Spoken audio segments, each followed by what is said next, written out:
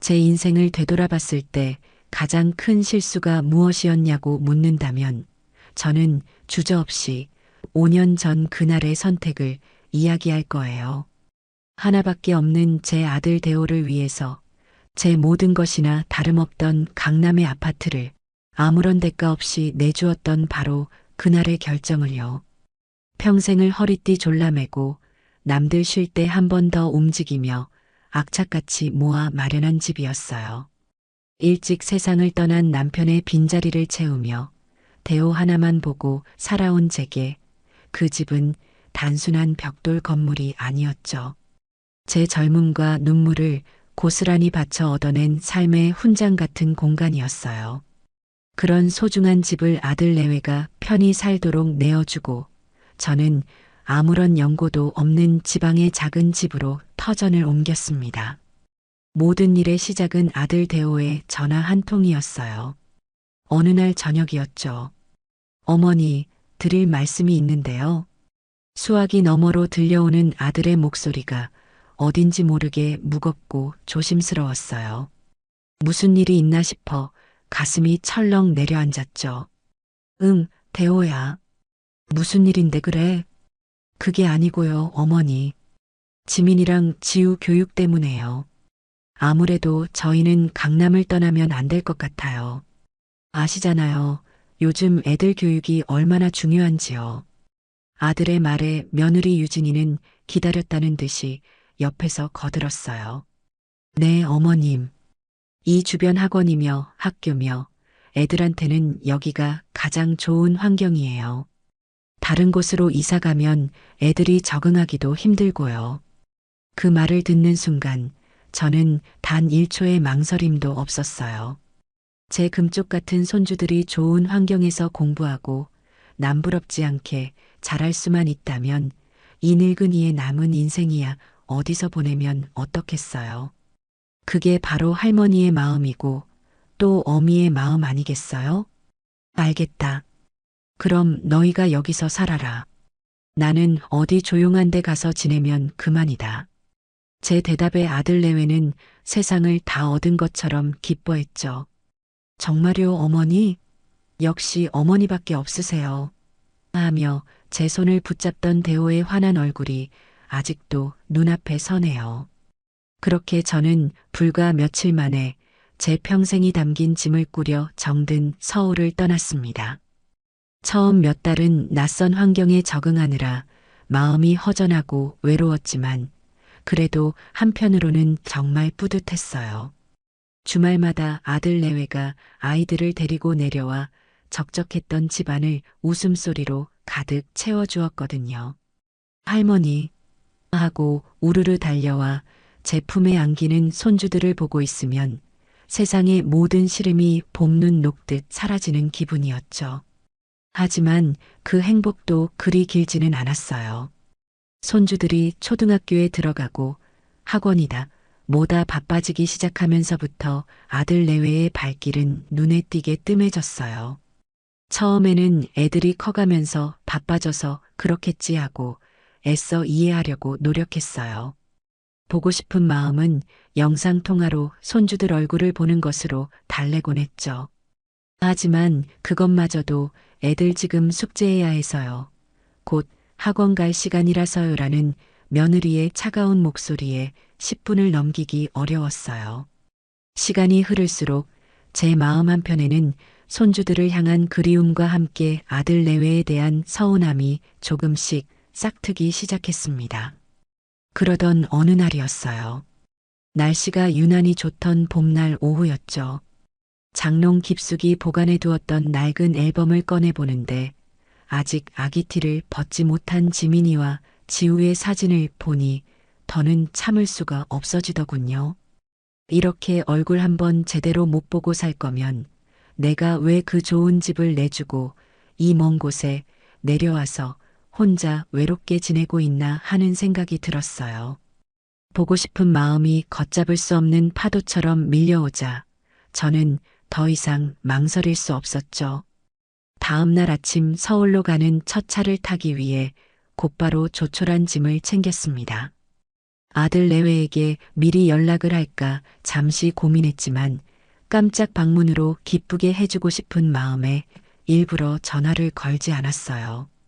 아무런 예고 없이 할머니가 짠하고 나타나면 우리 손주 녀석들이 얼마나 좋아할까? 그 모습을 상상하는 것만으로도 입가에 저절로 미소가 번졌죠. 손주들이 좋아하는 과자와 간식거리를 사서 가방에 넣는 내내 제 마음은 이미 강남의 아들 집에 가 있었어요. 몇 시간을 달려 도착한 서울은 여전히 분주하고 활기찼어요. 높다란 빌딩 숲 사이로 제가 살던 아파트 단지가 눈에 들어오자 마치 오랫동안 떠나있던 고향 집에 돌아온 것처럼 가슴이 쿵쾅거리기 시작했어요. 아파트 입구 화단에는 제가 떠나기 전 직접 심었던 철쭉이 올해도 어김없이 활짝 피어 저를 반겨주더군요. 그걸 보니 괜스레 코끝이 찡해져 왔어요. 모든 것이 너무나 익숙하고 정겨웠죠. 익숙하게 공동 현관 비밀번호를 누르고 엘리베이터에 몸을 실었어요. 15층 버튼을 누르는 손끝이 설렘으로 살짝 떨렸어요. 제 마음은 이미 할머니 하고 달려나올 손주들을 품에 가득 안고 있었습니다. 딩동. 드디어 익숙한 현관문 앞에 서서 초종을 눌렀어요. 금방이라도 문이 활짝 열리며 아이들의 웃음소리가 터져 나올 것 같아 문에 가만히 귀를 기울였죠. 하지만 예상과 달리 집안은 이상할 정도로 조용했어요. 아, 맞다. 평일 낮이니 아이들은 학교에 갔겠구나. 그래도 며느리 유진이는 집에 있을 텐데 하는 생각에 다시 한번 초인종을 힘주어 눌렀습니다. 잠시 후 인터폰 스피커에서 지지직거리는 잡음과 함께 목소리가 들려왔어요. 누구세요? 싸늘하고 날카로운 목소리. 분명 제 며느리 유진이의 목소리가 맞았지만 마치 모르는 사람을 대하듯 냉랭하기 짝이 없는 말투였어요. 저는 순간 너무 당황해서 말문이 막혔어요. 저를 모를 리가 없는데 대체 왜 저렇게 낯선 사람처럼 묻는 걸까요? 나다. 나 윤자. 문 좀 열어주렴. 제 목소리를 확인한 유진이는 한참 동안 아무런 말이 없었어요. 인터폰 너머로 희미하게 숨소리만 들려올 뿐이었죠. 저는 혹시 인터폰이 고장이라도 났나 싶어 문에 바싹 귀를 가져다 댔어요. 바로 그때 다시 유진이의 목소리가 들려왔습니다. 이번에는 당황스러움과 짜증이 노골적으로 뒤섞인 훨씬 더 날카로운 목소리로요. 어머님? 어머님이 여기는 갑자기 웬일이세요? 왜 아무 연락도 없이 오셨어요? 그 말은 날카로운 얼음 송곳이 되어 제 심장에 그대로 날아와 박히는 것 같았어요. 웬일이세요? 라니요. 제 집에 제가 오는데 웬일이냐고 묻다니요. 더구나 연락도 없이라니 마치 제가 무슨 큰 잘못이라도 저지른 사람처럼 따져 묻는 말투였어요. 서운함과 함께 속에서부터 뜨거운 것이 울컥 치밀어 올랐죠. 내 집에 내가 오는데 그것도 일일이 허락을 받아야 하는 거니? 일단 문부터 열고 이야기하자. 저는 애써 분노를 억누르며 침착하게 말했어요. 하지만 문은 열리지 않았고 돌아온 대답은 제 상상을 한참이나 뛰어넘는 것이었습니다. 어머님, 지금 집안이 하나도 정리가 안 돼 있어서요. 너무 지저분해서 보여드리기 좀 그래요. 다음에 오시면 안 될까요? 나중에 오실 때는 꼭 미리 연락 주시고 오세요. 딸깍. 그 말을 끝으로 인터폰은 일방적으로 끊겼어요. 저는 잠시 제가 무슨 말을 들은 건지 제대로 이해할 수가 없었죠. 집이 어수선해서 문을 못 열어준다니요. 그게 이 집의 주인이자 시어머니인 저를 문 밖에 세워둘 이유가 될 수 있나요? 너무나 어이가 없어서 헛웃음만 나왔어요. 하지만 이내 그래 무슨 피치 못할 사정이 있겠지 하고 스스로를 다독였습니다. 정말 집이 발 디딜 틈도 없을 만큼 엉망이라 민망해서 그럴 수도 있겠다 싶었죠. 그래서 저는 그냥 문 앞에서 조금 기다려보기로 했어요. 급하게나마 거실이라도 대충 치우고 곧 문을 열어주겠지 하는 신락 같은 기대를 품고요. 그렇게 1분이 흐르고 5분이 흐르고 어느덧 10분이 훌쩍 지났어요. 차가운 복도에 우두커니 서 있는 시간이 길어질수록 제 안에 신락 같던 기대는 점점 초조함과 불안감으로 변해갔죠. 저는 다시 문에 귀를 대고 안의 소리를 들어보려 했지만 청소하는 소리는커녕 작은 인기척 하나 느껴지지 않았어요. 그저 무거운 정적만이 저를 짓누를 뿐이었죠. 그때였어요. 옆집에 사는 아주머니가 장을 보고 오셨는지 저를 발견하고는 반갑게 인사를 건넸어요. 어머, 회장님 댁 할머니 아니세요? 정말 오랜만에 오셨네요. 저는 화들짝 놀라며 애써 태어난 척 웃어 보였어요. 아, 네. 안녕하세요. 손주들 얼굴 좀 보러 왔어요. 그런데 왜 문 밖에서 계세요? 안에 사람이 없나 봐요? 옆집 아주머니의 순진한 물음에 제 얼굴이 화끈 달아올랐어요. 차마 며느리가 안에 있는데 문을 안 열어줘서요라는 말이 입 밖으로 떨어지지 않았습니다. 아, 그게요. 애들 엄마가 잠깐 뭘 사러 집 앞에 나갔나 봐요. 금방 온다고 해서 여기서 기다리고 있어요. 저도 모르게 새빨간 거짓말을 하고 말았죠. 제 자신이 너무나도 초라하고 비참하게 느껴지는 순간이었어요. 제 거짓말에 옆집 아주머니는 고개를 끄덕이며 집으로 들어갔고 복도에는 다시 저 혼자만 덩그러니 남았습니다. 그렇게 또 5분이 흘렀어요. 이제는 총 15분이라는 시간이 지났죠. 더 이상은 아무런 기대도 희망도 남아있지 않았어요. 그 자리를 채운 것은 뼛속까지 시린 깊은 모욕감과 배신감 뿐이었죠. 며느리는 문을 열어줄 생각이 전혀 없는 거였어요. 저를 이렇게 문전박대하고 그냥 돌려보낼 작정인 거죠. 발끝에서부터 차가운 냉기가 스멀스멀 온몸으로 퍼져나가는 것 같았어요. 더는 버틸 수가 없었습니다. 오며 가며 마주치는 이웃들의 눈초리도 견디기 힘들었고 무엇보다 제 자신이 너무나도 비참해서요. 저는 결국 아무 소리도 내지 못하고 조용히 몸을 돌렸어요. 엘리베이터 버튼을 누르는 손가락이 수치심으로 부들부들 떨렸습니다. 굳게 닫힌 현관문을 마지막으로 한번 돌아보았어요. 불과 몇 년 전까지만 해도 제 세상의 전부였던 저 문이 이제는 저를 완강히 거부하는 차갑고 단단한 벽이 되어버렸더군요. 집으로 돌아오는 버스 안에서 저는 창밖만 하염없이 바라보았어요. 머릿속은 온통 뒤죽박죽이었죠. 유진이는 대체 왜 저를 그렇게 대했을까요? 정말 집이 더러워서 그랬을까요? 아니면 제가 갑자기 찾아온 것이 그렇게까지 불쾌하고 무례한 행동이었을까요? 아무리 생각하고 또 생각해봐도 도저히 이해할 수가 없었어요. 하지만 그보다 더 제 마음을 아프게 짓누른 것은 아들 대호에 대한 원망이었습니다. 우리 아들은 이 사실을 알기나 할까? 만약 안다면 제 엄마가 이런 취급을 당했는데도 가만히 있는 걸까? 온갖 씁쓸한 생각들이 꼬리에 꼬리를 물고 저를 괴롭혔어요. 지방의 작은 집에 도착하자마자 저는 한참을 망설이다 결국 대호에게 전화를 걸었어요.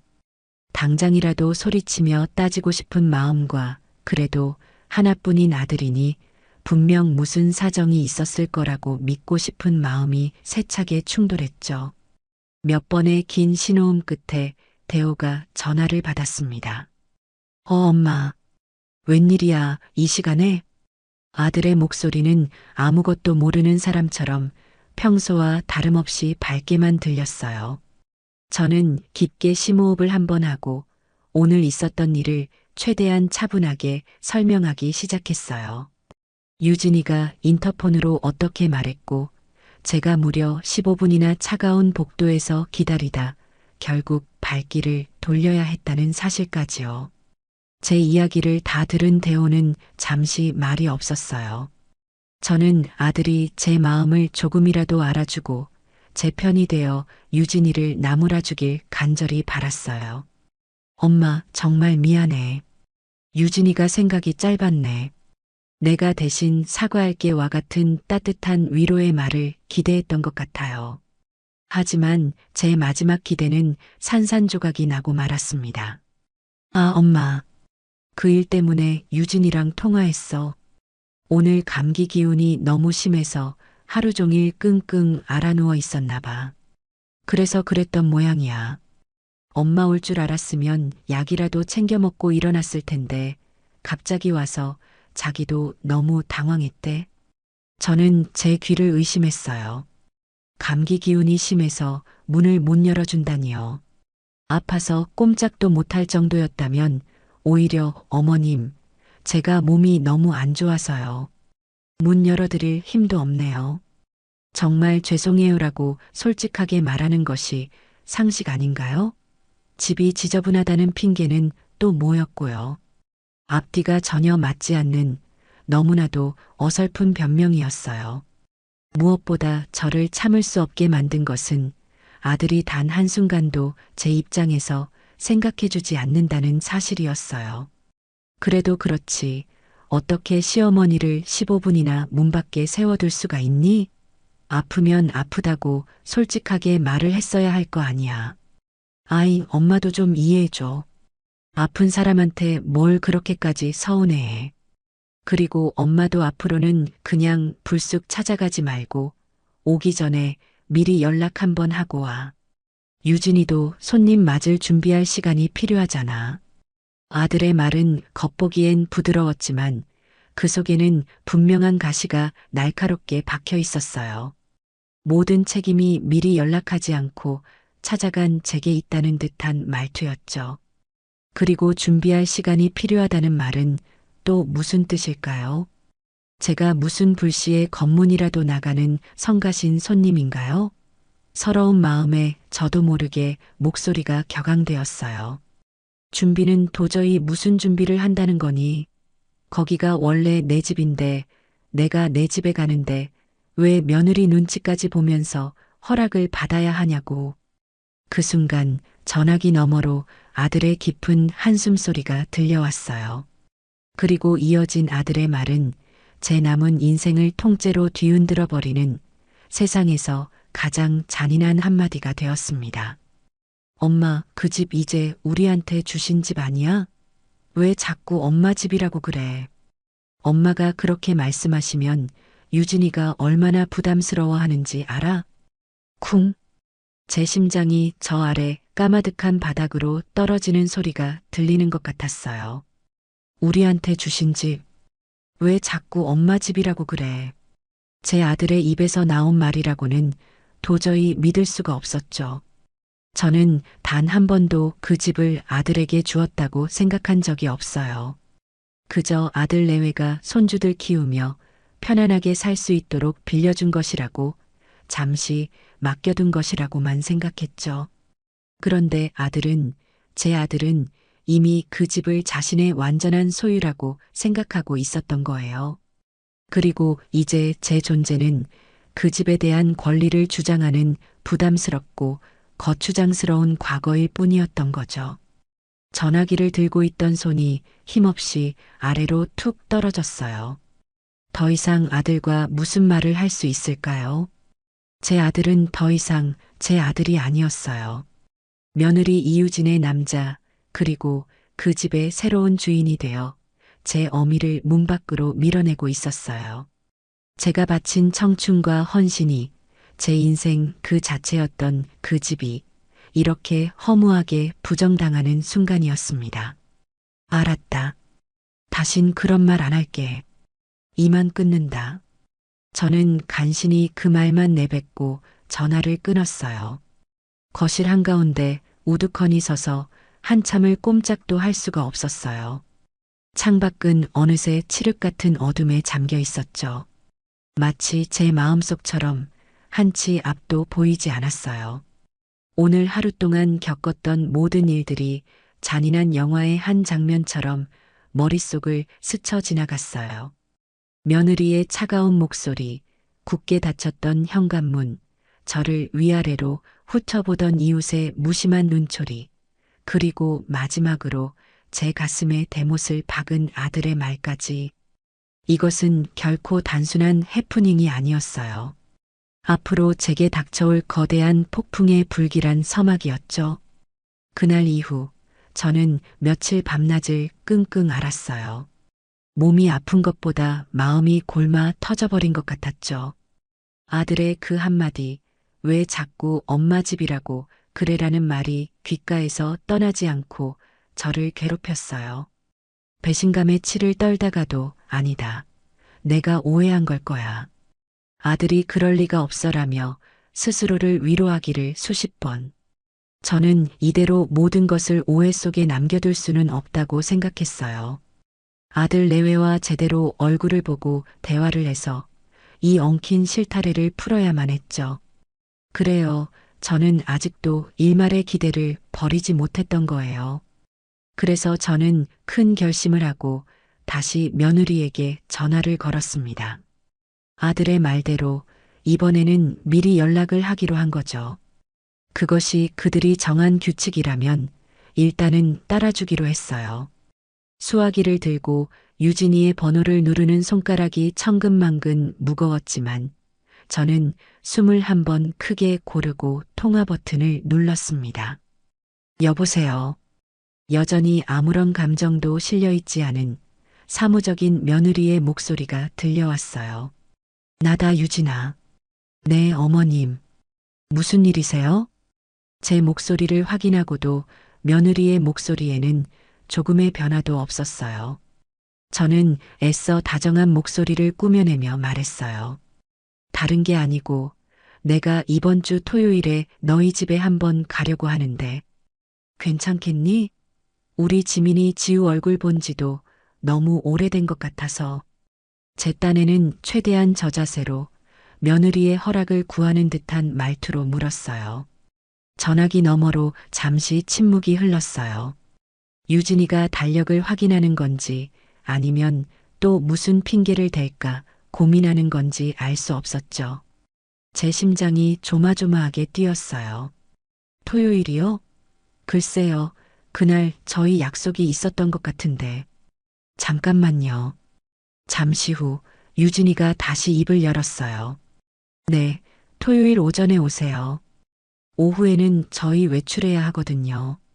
오전에 잠깐 시간 될 것 같아요. 시간이 될 것 같다는 말이 꼭 자기가 시간을 내어준다는 듯한 뉘앙스라 기분이 상했지만 저는 꾹 참았어요. 방문을 허락해 준 것만으로도 감지덕지해야 할 판이었으니까요. 그래, 알았다. 그럼 토요일 오전에 갈게. 필요한 거라도 있니? 반찬이라도 좀 해갈까? 아니요, 괜찮아요. 아무것도 사오지 마세요. 그냥 몸만 오세요. 그렇게 전화는 허무하게 끊겼습니다. 전화를 끊고 나서도 저는 한참 동안 씁쓸한 마음을 감출 수가 없었어요. 그래도 이게 어디예요?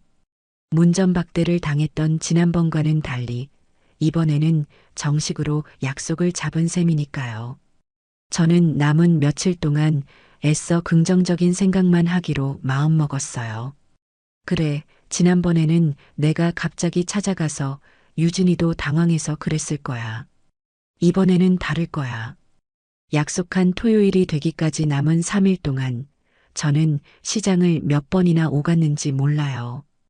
아무것도 사오지 말라는 며느리의 말이 귓가에 맴돌았지만 어떻게 빈손으로 갈 수가 있겠어요. 손주들이 좋아하는 동그랑땡을 만들고 아들이 좋아하는 잡채도 했어요. 며느리가 좋아할지는 모르겠지만 제 딴에는 정성을 다해 나물이며 밑반찬 몇 가지를 더 만들었죠. 냉장고에 차곡차곡 쌓여가는 반찬통들을 보며 제 마음도 조금은 누그러지는 것 같았어요. 이 음식을 받고 기뻐할 아들 내외와 손주들의 얼굴을 떠올리며 지난번의 상처를 애써 지워나갔습니다. 드디어 약속한 토요일 아침이 밝았어요. 저는 새벽같이 일어나 단정하게 옷을 차려입고 밤새 정성껏 만든 음식들을 아이스박스에 담았어요. 혹시라도 늦을까봐 이른 아침부터 서둘러 서울로 향하는 버스에 몸을 실었죠. 차창 밖으로 스쳐 지나가는 풍경을 보며 오늘은 부디 아무 일 없이 웃으며 돌아올 수 있기를 하고 마음속으로 수없이 기도했어요. 하지만 제 그런 간절한 바람은 아파트 입구에 도착하자마자 불안감으로 바뀌기 시작했어요. 지난번에 그 차가운 기억이 되살아나면서 괜히 심장이 두근거렸거든요. 저는 애써 마음을 다잡고 엘리베이터에 올라탔어요. 15층에 도착해 현관문 앞에 서자 저도 모르게 숨을 한번 크게 고르게 되더군요. 딩동. 약속한 시간보다 조금 이르게 도착했지만 그래도 미리 연락을 했으니 금방 문을 열어줄 거라고 생각했어요. 그러나 이번에도 역시나 문은 바로 열리지 않았습니다. 1분, 2분, 시간이 흐를수록 제 손에 들린 아이스박스가 점점 더 무겁게 느껴졌어요. 대체 안에서 뭘 하길래 이렇게 문을 늦게 여는 걸까? 초조한 마음에 다시 한번 초인종을 누르려던 순간이었어요. 인터폰이 지지직거리며 켜졌죠. 누구세요? 나다. 그제야 유진이는 어머님이요. 잠깐만요 하더니 그 후로도 한참이나 저를 문 밖에 세워두었어요. 5분이 지나고 거의 10분이 다 되어서야 현관문 디지털 도어록 해제되는 소리가 들렸죠. 철컥 하고 문이 열렸지만 며느리 유진이는 문을 활짝 열어주지 않았어요. 딱 제 몸 하나 겨우 들어갈 수 있을 만큼만 문을 열고는 저를 위아래로 훑어보았죠. 어머님, 일찍 오셨네요. 아직 준비가 덜 됐는데. 마치 제가 약속 시간을 어기고 멋대로 찾아온 불청객이라도 되는 것처럼 말하는 며느리의 태도에 말문이 막혔어요. 저는 들고 있던 아이스박스를 안으로 들여놓으려 현관 안으로 한 발짝 들어섰습니다. 바로 그때였어요. 어머님, 신발은 거기 벗어두고 들어오세요. 현관 타일에만 두시고요. 거실 바닥 긁히니까요. 유진이가 날카롭게 소리쳤어요. 저는 들어서려던 발을 어색하게 거두며 현관 타일 위에 신발을 벗어두었어요. 제 평생 누구 집에 가서 이런 취급을 받아본 적이 있었던가요? 하지만 이게 시작에 불과했다는 것을 저는 그때는 미처 알지 못했죠. 제가 거실로 들어서려고 하자 유진이는 또다시 저를 막아섰어요. 그러고는 현관 신발장 구석에서 뽀얀 털이 달린 손님용 슬리퍼를 꺼내 제 발밑에 툭 던져주었죠.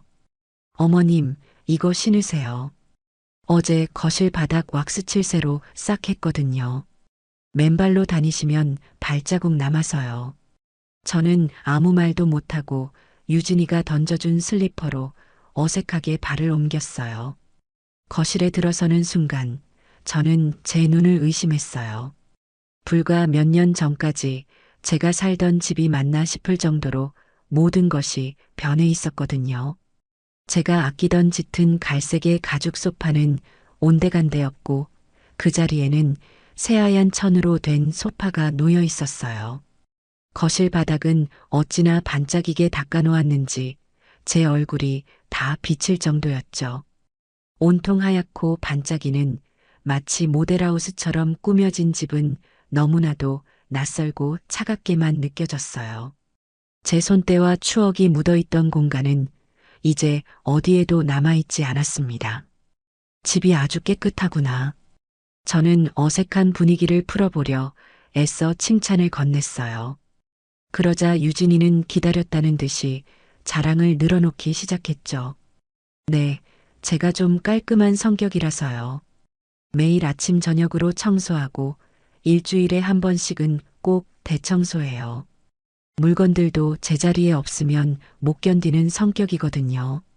그 말은 마치 제가 이 집을 더럽게라도 썼다는 것처럼 들려 기분이 묘했어요. 저는 들고 온 아이스박스를 식탁 위에 올려놓으며 말했어요. 너희 먹으라고 반찬 좀 해왔다. 손주들 좋아하는 동그랑땡도 하고 대호 좋아하는 잡채도 했어. 그러자 유진이는 인상을 살짝 찌푸리며 아이스박스를 열어보지도 않고 말했어요. 어머님, 제가 그냥 오시라고 말씀드렸잖아요. 요즘 저희 집 냉장고 꽉 차서 넣을 자리도 없어요. 그리고 저희는 유기농 아니면 잘 안 먹어서요. 그냥 다시 가져가세요. 저는 제 귀를 의심했어요. 밤새 잠도 안 자고 정성껏 만든 음식을 고맙다는 말은커녕 면전에서 거절하다니요. 유기농 아니면 안 먹는다는 말은 또 뭔가요? 제 음식이 무슨 몸에 해로운 음식이라도 된다는 듯한 말투였어요. 얼굴이 화끈거리고 손이 부들부들 떨렸지만 저는 간신히 참아냈습니다. 그래도 맛이라도 보렴. 내가 얼마나 정성껏 만들었는데. 아니에요, 어머님. 마음만 감사히 받을게요. 음식물 쓰레기만 늘어서요. 저쪽 베란다에 잠시 두셨다가 가실 때 꼭 챙겨가세요. 며느리는 제게 눈길 한 번 주지 않고 냉정하게 말했어요. 더 이상 무슨 말을 할 수 있을까요? 저는 무거운 아이스박스를 들고 며느리가 가리키는 베란다 구석에 내려놓았어요.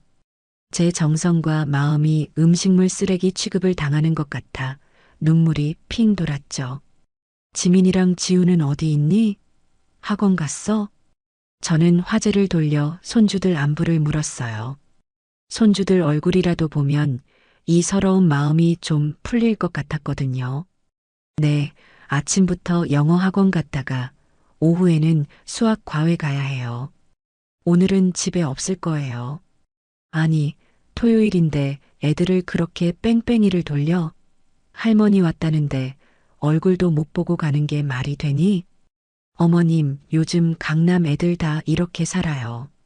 하루라도 쉬면 경쟁에서 뒤처지는 거 순식간이에요. 어머님은 잘 모르시잖아요.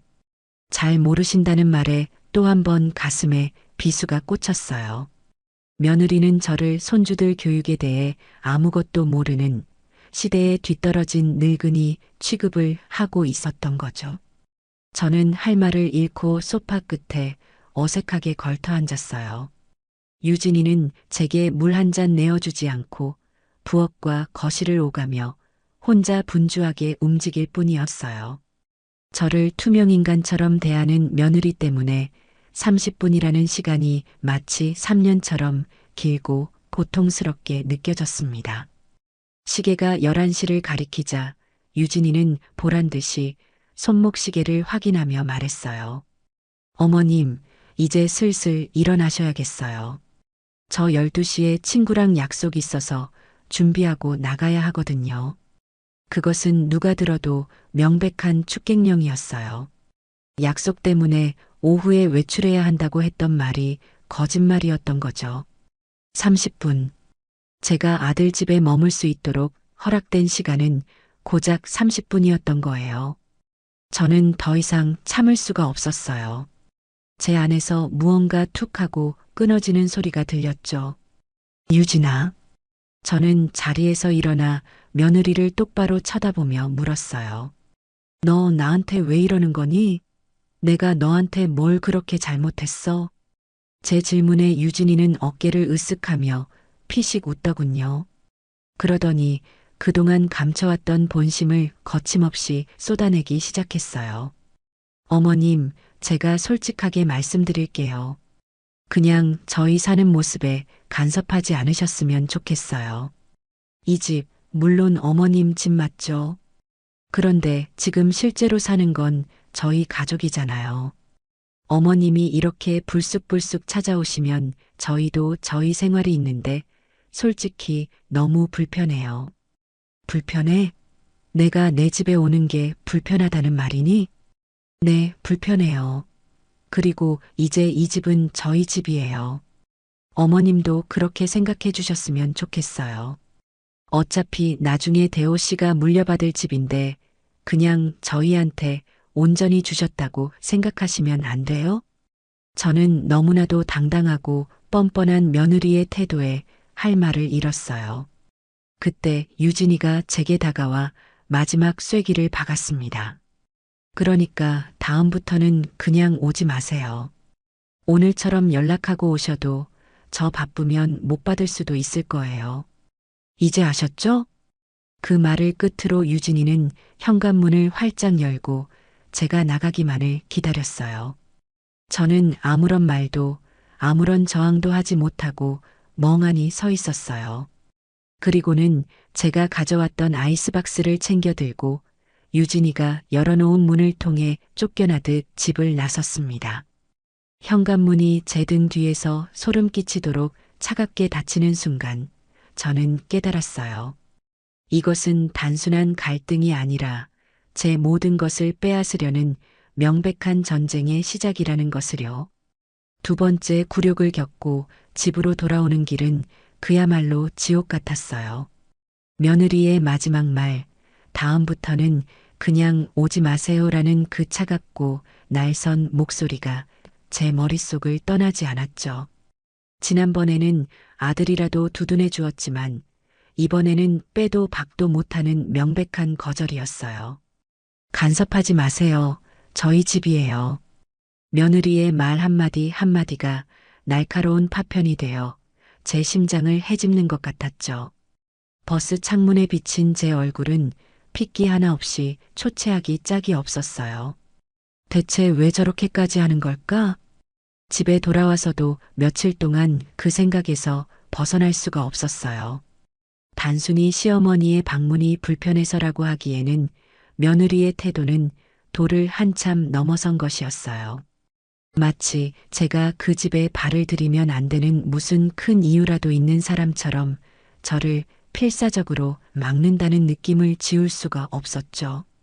처음에는 분노와 서러움에 아무 생각도 할 수 없었지만 시간이 조금 지나고 감정이 가라앉아 머리가 차갑게 식기 시작했어요. 그리고 마음 한구석에서 불길한 의심이 고개를 들기 시작했습니다. 무언가 이상했어요. 제가 모르는 무언가가 저 집에서 벌어지고 있다는 강한 예감이 들었죠. 저는 이대로 당하고만 있을 수는 없다고 생각했어요.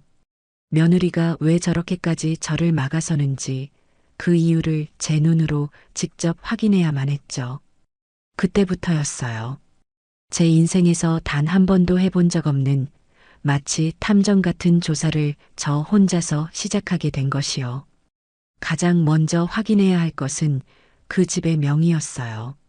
아들과 며느리는 이미 그 집을 자신들의 소유인 것처럼 말하고 행동했지만 저는 분명히 제 이름으로 된 집을 그들에게 넘겨준 기억이 없었거든요.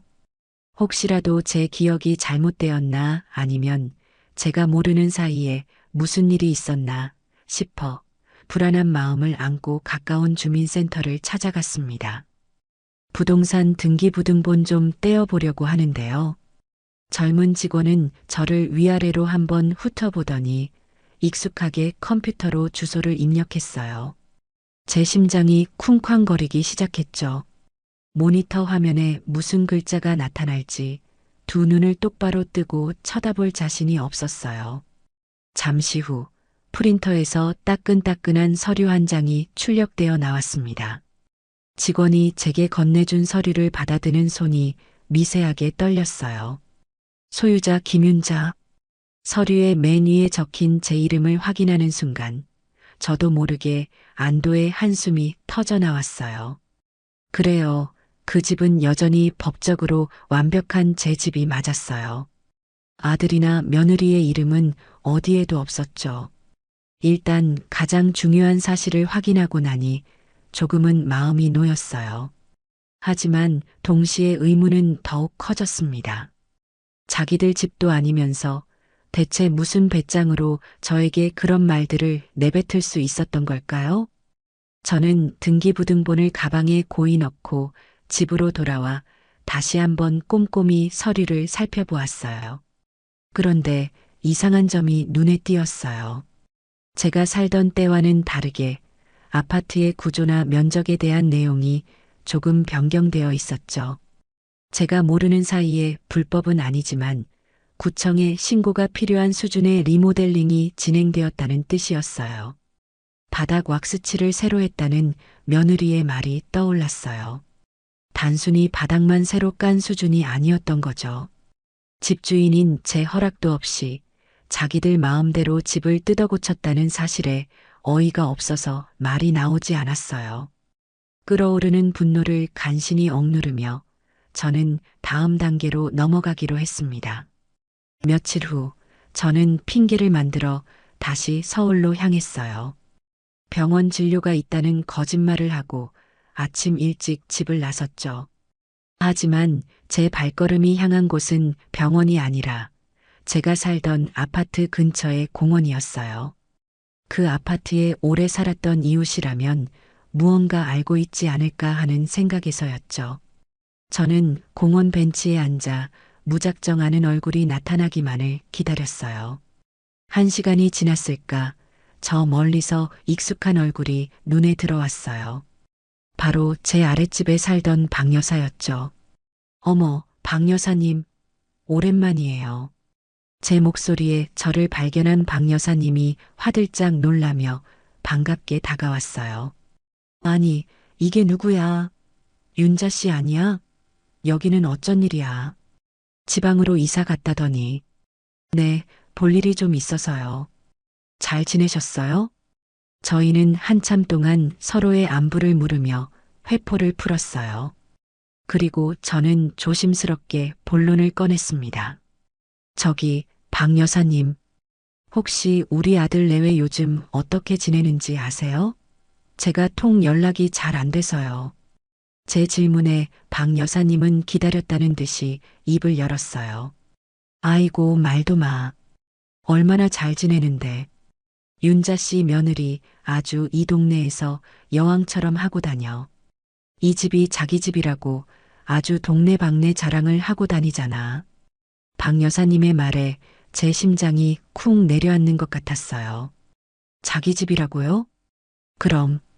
얼마 전에는 집 리모델링 싹 했다고 우리 부녀의 사람들 다 불러서 집들이도 했어. 돈을 몇 천만 원이나 들였다나 뭐라나. 아주 입이 귀에 걸렸더라고. 열심히 살았더니 강남에 제 이름으로 된 집도 갖게 되네요 하면서 말이야. 저는 아무 말도 할 수가 없었어요. 며느리가 제 등 뒤에서 그런 거짓말을 하고 다니고 있었다니요. 박 여사님은 제 표정이 굳어지는 것도 모른 채 계속해서 말을 이어갔어요. 그리고 요즘은 집에 사람들도 엄청 자주 불러. 밤늦게까지 시끄럽게 파티 같은 것도 자주 하고 젊은 사람들이라 그런지 아주 신나게들 살더라고. 몇 번 시끄러워서 민원을 넣을까 하다가 그래도 윤자 씨 아들 생각해서 참았지. 모든 퍼즐 조각이 맞춰지는 순간이었어요. 며느리가 저를 그토록 필사적으로 막았던 이유. 그것은 바로 자신의 거짓말이 탄로 날까봐 두려웠기 때문이었던 거죠. 제가 그 집에 나타나는 순간 자신이 만들어 놓은 강남 아파트자가 소유자라는 허상과 거짓말이 모두 무너져 내릴 테니까요. 박 여사님과 헤어지고 집으로 돌아오는 길, 저는 분노보다 더 큰 허탈감에 휩싸였습니다. 하지만 진짜 충격은 아직 남아 있었어요. 집에 돌아온 저는 문득 며느리가 했던 말이 생각났어요. 예전에 얼핏 자기는 SNS에 자기 일상을 기록하는 걸 좋아한다고 했었죠. 저는 평생 그런 걸 해본 적이 없지만 혹시나 하는 마음에 옆집 사는 젊은 세댁에게 부탁해 며느리의 이름을 검색해 달라고 했어요. 그리고 잠시 후 옆집 세댁이 건네준 휴대폰 화면을 보고 저는 그 자리에 얼어붙고 말았습니다. 화면 속에는 제 며느리 유진이의 화려한 일상이 파노라마처럼 펼쳐지고 있었어요. 명품 가방과 옷을 자랑하는 사진들, 고급 레스토랑에서 음식을 먹는 사진들, 그리고 제 눈을 가장 사로잡은 것은 바로 우리 집 인테리어 대공개 라는 제목으로 올라온 여러 장의 사진이었습니다. 사진 속에는 제가 낯설게 느꼈던 바로 그 거실과 부엌, 그리고 안방의 모습이 담겨 있었어요. 3천만 원을 투자한 저희 부부의 스위트홈, 어떤가요? 매일 호텔에서 사는 기분이에요. 사진 밑에 적힌 글을 읽는 순간 피가 거꾸로 솟는 것 같았어요. 제 허락도 없이 뜯어 고친 집을 자기들의 스위트홈이라고 부르다니요. 스크롤을 내려보니 그 밑에는 친구들의 부러움 가득한 댓글들이 달려 있었어요. 언니, 집 진짜 대박이다. 완전 성공했네. 강남 아파트라니 너무 부럽다. 그리고 그 댓글 밑에 달린 유진이의 답글은 제 남은 이성마저 끊어버리기에 충분했습니다. 뭘 이 정도 가지고 그냥 열심히 살았더니 좋은 집도 갖게 되고 그러네. 마치 자기 힘으로 그 집을 이룬 것처럼 너무나도 태연하고 뻔뻔하게 거짓말을 하고 있었던 거예요. 제 평생의 노력이, 제 눈물과 땀이 며느리의 SNS 자랑질을 위한 배경으로 전락해버린 순간이었죠. 저는 휴대폰을 든 손을 부들부들 떨었어요. 이것은 단순한 거짓말을 넘어선 저라는 존재에 대한 완벽한 기만이자 모독이었습니다. 이제 더 이상 망설일 이유가 없었어요. 이 모든 것을 제 아들 대호의 입으로 직접 확인해야만 했습니다. 다음 날 아침 저는 아들에게 전화를 걸었습니다. 평소 같았으면 아침 이른 시간에 전화하는 것을 주저했겠지만 이제는 그런 사소한 배려 따위는 해주고 싶지 않았어요. 대호야, 오늘 저녁에 나 좀 보자. 너희 회사 근처로 갈 테니 시간 비워둬. 제 목소리는 저도 놀랄 만큼 차갑고 단호하게 나갔어요. 제 평소답지 않은 목소리에 아들도 무언가 심상치 않음을 느꼈는지 군말 없이 알겠다고 대답했죠. 그날 오후 저는 다시 서울로 향했습니다. 아들의 회사가 있는 강남의 한 빌딩 앞 약속 장소인 조용한 카페에 먼저 들어가 자리를 잡았어요. 창밖으로 바쁘게 오가는 사람들을 보며 저는 오늘 무슨 말을 어떻게 꺼내야 할지 머릿속으로 수없이 되뇌었어요. 감정적으로 폭발해서는 안 된다. 최대한 차분하고 이성적으로 제가 확인한 사실들만 가지고 이야기해야 한다. 그렇게 마음을 다잡고 있는데 카페 문이 열리며 아들 대호가 들어왔어요. 엄마, 일찍 왔네. 무슨 일이야, 갑자기 보자고 하고. 제 앞에 앉은 아들의 얼굴에는 피곤한 기색과 함께 약간의 불안감이 서려 있었어요. 저는 아무런 대답 없이 가방에서 서류 봉투 하나를 꺼내 테이블 위에 올려놓았습니다. 이게 뭐야? 한번 봐. 너도 봐야 할 것 같아서. 대호는 의아한 표정으로 봉투를 열었어요. 그 안에는 제가 떼었던 아파트의 등기부등본과 며느리의 SNS 화면을 캡처해서 인쇄한 사진 몇 장이 들어 있었죠. 등기부등본을 확인한 대호의 얼굴이 살짝 굳어지는가 싶더니 이내 유진이의 SNS 사진을 보고는 사색이 되었어요. 엄마, 이건 또 어떻게 해? 내가 어떻게 알았는지가 중요하니? 이게 다 사실인지가 중요하지. 대호야, 너 엄마한테 할 말 없어? 저는 아들의 눈을 똑바로 쳐다보며 물었어요. 대호는 제 시선을 피하며 어쩔 줄 몰라 했어요. 한참 동안 입술만 달싹이던 아들은 결국 궁색한 변명을 늘어놓기 시작했습니다. 엄마, 그게 유진이가 요즘 좀 예민해서 그래.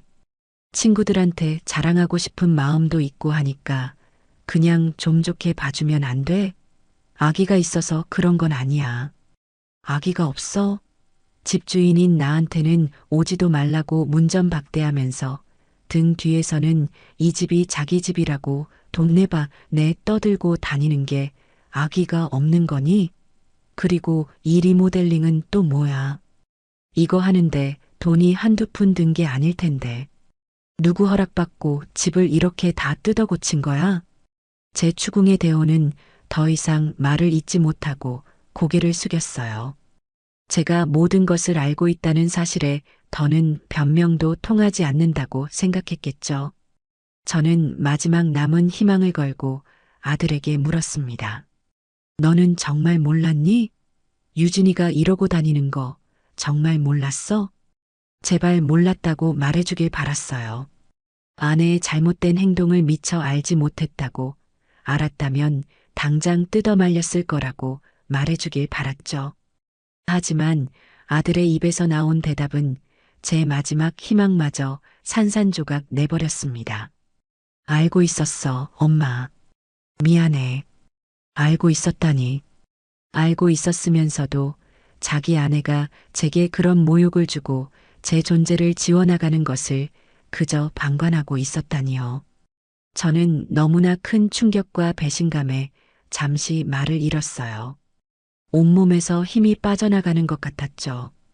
그때 고개를 숙이고 있던 아들이 어렵게 입을 열기 시작했어요. 그 입으로 털어놓은 이야기는 더욱 기가 막힌 것이었습니다. 엄마, 사실은 유진이가 그 집 명의를 자기 앞으로 바꿔달라고 계속 얘기하고 있어. 뭐? 명의를 바꿔달라고? 응. 유진이 말로는 어차피 나중에 우리 집이 될 거니까 미리 증여를 해달라고 하더라고. 그래야 자기도 마음 편하게 이 집을 자기 집처럼 꾸미고 살 수 있을 것 같다고. 저는 제 귀를 의심했어요. 이제는 아예 집을 통째로 삼키려는 속셈이었던 거예요. 제가 그 집에 드나드는 것을 막았던 것도, 집을 자기 마음대로 뜯어고쳤던 것도 모두 이 집을 완전히 자기 것으로 만들기 위한 계획의 일부였던 거죠. 그래서 너는 뭐라고 했는데? 설마 거기에 동조한 건 아니지? 저는 떨리는 목소리로 물었어요. 아들이 고개를 들고 저를 바라보았어요. 그 눈빛은 더 이상 제가 알던 착하고 순한 아들의 눈빛이 아니었어요. 욕심과 이기심, 그리고 아내에 대한 맹목적인 믿음으로 가득 차 있었죠. 그리고 마침내 아들은 제 가슴에 가장 크고 깊은 상처를 남기는 말을 내뱉고야 말았습니다. 엄마, 그냥 유진이가 원하는 대로 해주시면 안 돼? 엄마 말대로 어차피 나중에 다 내 재산이 될 거잖아. 그냥 좀 일찍 준다고 생각하면 안 될까? 그래야 우리 유진이도 마음 편하고 우리 가족도 더는 엄마 눈치 안 보고 행복하게 살 수 있을 것 같아. 저는 그 말을 듣는 순간 제 안에 무언가가 완전히 무너져 내리는 것을 느꼈어요. 엄마 눈치 안 보고 행복하게 살 수 있을 것 같다니. 제 존재가 아들 가족의 행복을 가로막는 장애물이라는 말과 다름없었죠. 아들은 이미 오래전에 며느리의 편에 서서 저를 어떻게 하면 자신의 인생에서 밀어낼 수 있을까만 고민하고 있었던 거예요. 제가 평생을 바쳐 키운 아들이 이제는 제 전부를 내놓으라고 아무렇지 않게 요구하고 있었어요. 모든 것을 깨달은 순간 신기하게도 눈물이 나지 않았어요. 대신 차가운 분노와 함께 서늘한 결심이 제 마음속에 자리 잡았죠. 더 이상 이들을 위해 희생하고 상처받을 필요가 없었어요. 이들에게 저는 더 이상 어머니가 아니었으니까요. 저는 자리에서 조용히 일어났어요.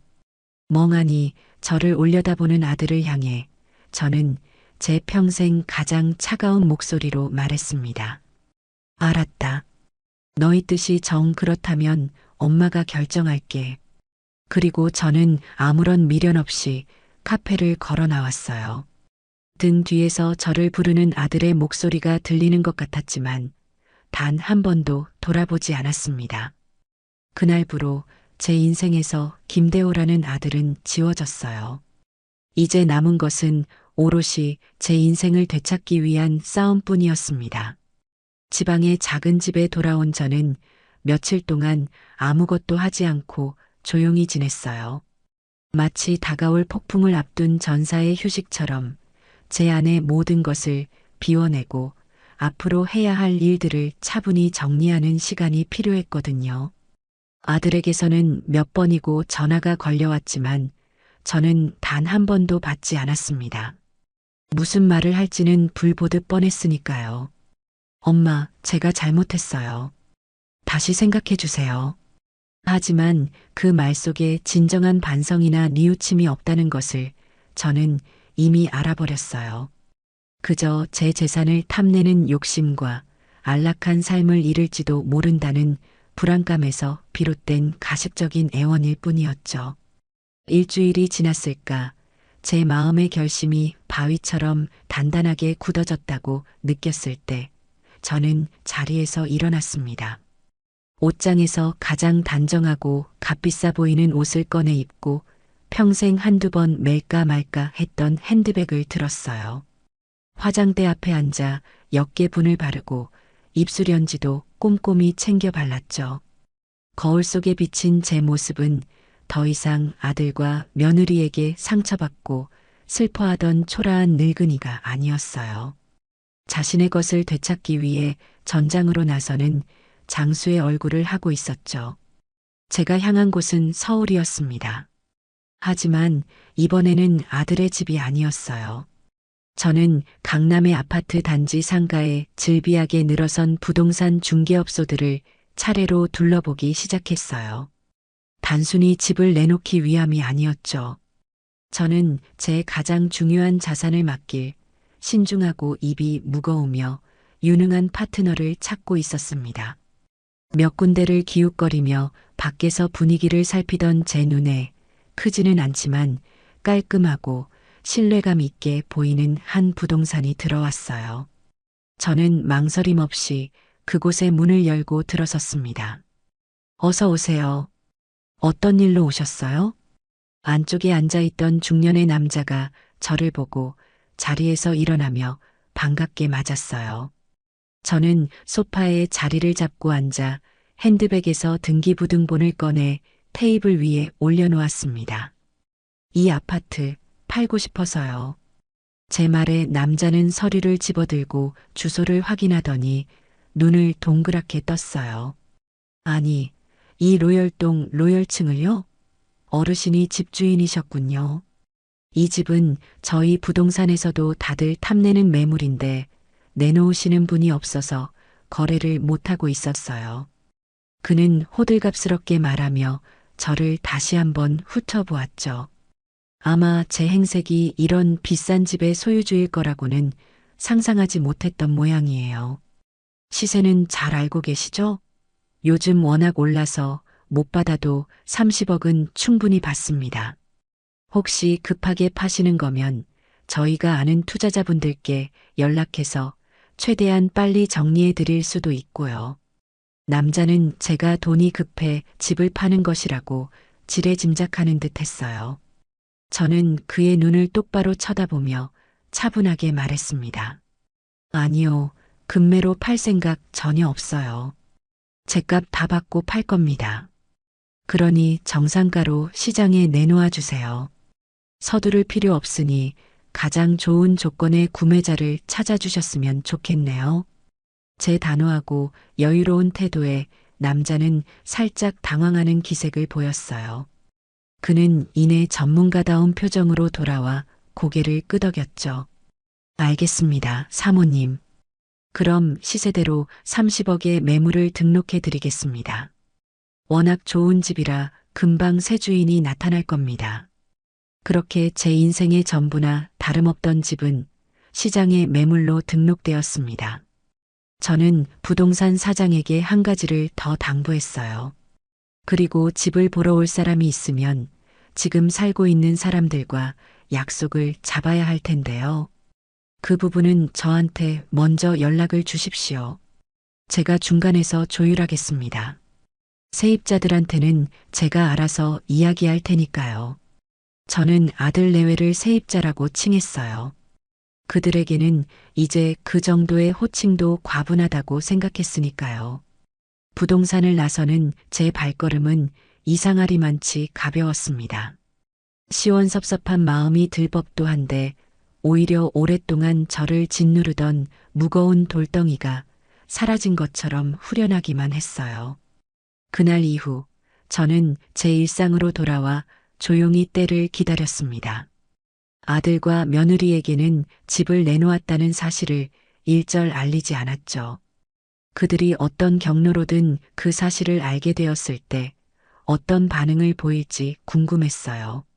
하루, 이틀, 시간은 생각보다 조용히 흘러갔습니다. 아마 그들은 제가 카페에서 했던 마지막 말을 그저 화가 나서 내뱉은 허풍찜으로 여겼을지도 몰라요. 그리고 나흘째 되던 날 오후였어요. 제 휴대폰이 요란한 소리를 내며 울리기 시작했죠. 화면에 떠오른 이름은 우리 며느리였어요. 저는 심호흡을 한 번 하고 최대한 아무렇지 않은 목소리로 전화를 받았습니다. 여보세요. 어머님, 어머님, 이게 지금 무슨 일이세요? 방금 부동산에서 전화가 왔는데 내일 오후에 집 보러 사람이 온다고요. 이게 다 무슨 소리예요? 수화기 너머로 들려오는 며느리의 목소리는 그야말로 경악과 분노로 가득 차 있었어요. 저는 그 목소리를 들으며 조용히 미소 지었어요. 드디어 올 것이 왔구나. 아, 연락받았니? 내가 부동산에 미리 연락 달라고 했는데 일 처리가 좀 서투네. 저는 태연하게 말했어요. 제 차분한 목소리에 며느리는 더욱 이성을 잃고 소리치기 시작했죠. 지금 그게 문제예요? 아니, 집을 왜 부동산에 내놓으세요?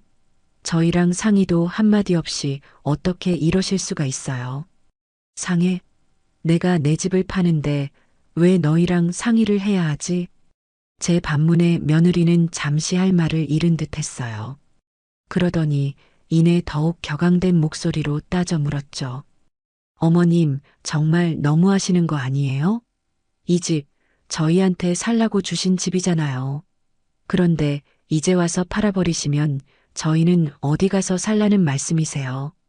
내가 언제 너희한테 집을 주었다고 했니? 나는 너희가 편하게 살도록 빌려준 것뿐이야. 그리고 너희가 어디 가서 살지는 너희가 알아서 해결해야 할 문제지. 내가 걱정할 일은 아닌 것 같구나. 저는 한마디 한마디 또박또박 제 의사를 전달했어요. 더 이상은 그들의 감정에 휘둘리거나 상처받지 않기로 했으니까요. 제 단호한 태도에 며느리는 거의 울부짖다시피 전화를 끊었어요. 아마 제정신이 아니었겠죠. 그리고 30분도 채 지나지 않아 이번에는 아들에게서 전화가 걸려왔어요. 받지 않으려다 이 소동의 마무리는 아들과 직접 지어야 한다는 생각에 통화 버튼을 눌렀습니다. 예상대로 아들의 목소리는 다급하고 절박했어요. 엄마, 엄마, 이게 다 사실이야? 유진이한테 들었는데 집 정말 내놓은 거야? 그래, 사실이다. 엄마, 어떻게 나한테 이럴 수가 있어? 내가 그날 잘못했다고 했잖아. 내가 다 빌었잖아. 내가 빈 것은 진심이 아니었잖니. 내 집을 잃을까봐 두려웠을 뿐이지. 제 전곡을 찌르는 말에 아들은 잠시 말을 잇지 못했어요. 그러더니 곧바로 읍소 작전으로 나오더군요. 엄마, 제발. 우리 지민이랑 지우는 어떡하라고 그래. 애들 학교도 여기고 친구들도 다 여기에 있는데 갑자기 집을 팔면 애들 인생은 뭐가 돼. 제발 애들 봐서라도 걷어줘. 응? 손주들을 방패 삼아 제 동정심에 호소하는 아들의 모습이 역겹기까지 했어요. 애들 인생? 너희가 내게 문전박대하고 오지 말라고 소리칠 때 그때는 내 인생은 안중에도 없었니? 이제 와서 아이들 핑계를 대는 건 너무 비겁하지 않니? 저는 차갑게 말했어요. 더 이상은 그 어떤 말에도 흔들리지 않을 거라는 제 의지를 보여주고 싶었죠. 아들은 결국 전화를 끊고 그날 저녁 회사 일이 끝나자마자 헐레벌떡 제 지방 집으로 쫓아왔습니다. 초인종 소리에 문을 열어주자 땀으로 흠뻑 젖고 넥타이는 비뚤어진 채 금방이라도 울음을 터뜨릴 것 같은 얼굴의 아들이 서 있었어요. 엄마. 아들은 집 안으로 들어서자마자 제 앞에 무릎을 꿇으려고 했어요. 저는 그 모습을 차갑게 막아섰습니다. 일어서라. 내가 무릎 꿇는다고 해서 내 결정이 바뀔 일은 없어. 엄마, 제발요. 제가 정말 잘못했어요. 유진이도 지금 집에서 울고불고 난리예요. 저희 이제 어떡해요? 당장 어디 가서 집을 구해요? 아들의 절박한 외침에도 제 마음은 잔물결 하나 잃지 않았어요. 저는 소파에 앉아 아들을 똑바로 쳐다보며 말했습니다. 너희가 어디서 살지는 너희가 알아서 할 문제라고 했을 텐데. 그리고 너무 걱정하지 마라. 법적으로 너희가 갑자기 길거리에 나앉을 일은 없으니까. 그게 무슨 소리야? 내 집을 팔 권리는 나한테 있는 거야, 대호야. 그리고 너는 더 이상 내 아들이기 이전에 내 집에 무상으로 거주하고 있는 세입자일 뿐이지. 제 입에서 나온 세입자라는 말에 아들의 얼굴이 하얗게 질렸어요. 엄마, 어떻게 그런 말을? 왜 틀린 말이라도 했니? 너희가 그토록 원하던 대로 나는 이제 너희 인생에 부담스러운 존재가 되지 않으려고 한다. 그러니 너희도 이제 그만 내 집에서 나가서 너희 힘으로 한번 살아보렴. 제가 자리에서 일어나 방으로 들어가려고 하자 아들이 다급하게 제 팔을 붙잡았어요. 엄마, 이 집 우리한테 주신 집 아니었어요? 정말 아니었어? 아들의 눈에는 마지막 남은 희망과 절망이 뒤섞여 있었어요. 저는 제 팔을 붙잡은 아들의 손을 조용히 떼어내며 그 눈을 똑바로 마주보고 말했습니다. 줬다는 증거라도 있니? 등기부등본 떼어봐. 그 집 명의가 누구 이름으로 되어 있는지. 이제 더 이상 할 말 없으니 그만 돌아가라. 제 마지막 말에 아들은 그 자리에 주저앉아 망연자실한 표정을 지었어요. 더 이상 매달려도 소용없다는 것을 깨달은 거겠죠. 저는 그런 아들을 뒤로하고 조용히 제 방으로 들어와 문을 닫았습니다. 문 밖에서 한참 동안 아들의 흐느끼는 소리가 들려왔지만 저는 조금도 마음이 약해지지 않았어요. 이것은 복수의 시작일 뿐 아직 아무것도 끝나지 않았으니까요. 아들이 망연자실에서 돌아간 후 며칠 동안은 아무런 연락도 오지 않았어요. 아마도 아들 내외는 자기들끼리 머리를 맞대고 앞으로 어떻게 해야 할지 대책 회의라도 하고 있었겠죠. 저는 그들이 어떤 식으로 나올지 대충 짐작이 갔어요. 감정에 호소하는 것이 통하지 않는다는 것을 알았으니 이제는 법적인 문제를 들고 나올 차례였죠. 아니나 다를까 며칠 뒤 제 앞으로 내용 증명 우편물이 한 통 배달되었습니다. 발신인에는 며느리 이유진의 이름과 함께 처음 들어보는 법무법인의 이름이 적혀 있었어요. 저는 올 것이 왔구나 싶어 차분하게 봉투를 뜯었습니다. A4 용지에 빼곡하게 적힌 내용은 예상했던 대로였어요. 본인은 귀하의 소유인 강남 아파트에 거주하면서 주거 환경 개선을 위해 총 3천만 원 상당의 리모델링 공사를 진행하였음. 따라서 귀하는 본인에게 리모델링 비용 3천만 원을 즉시 보상할 법적 의무가 있음. 마지막에는 이 요구에 응하지 않을 시 민사소송을 제기하겠다는 으름장까지 적혀 있었죠. 저는 그 서류를 읽고 어이가 없어서 실소를 터뜨렸어요.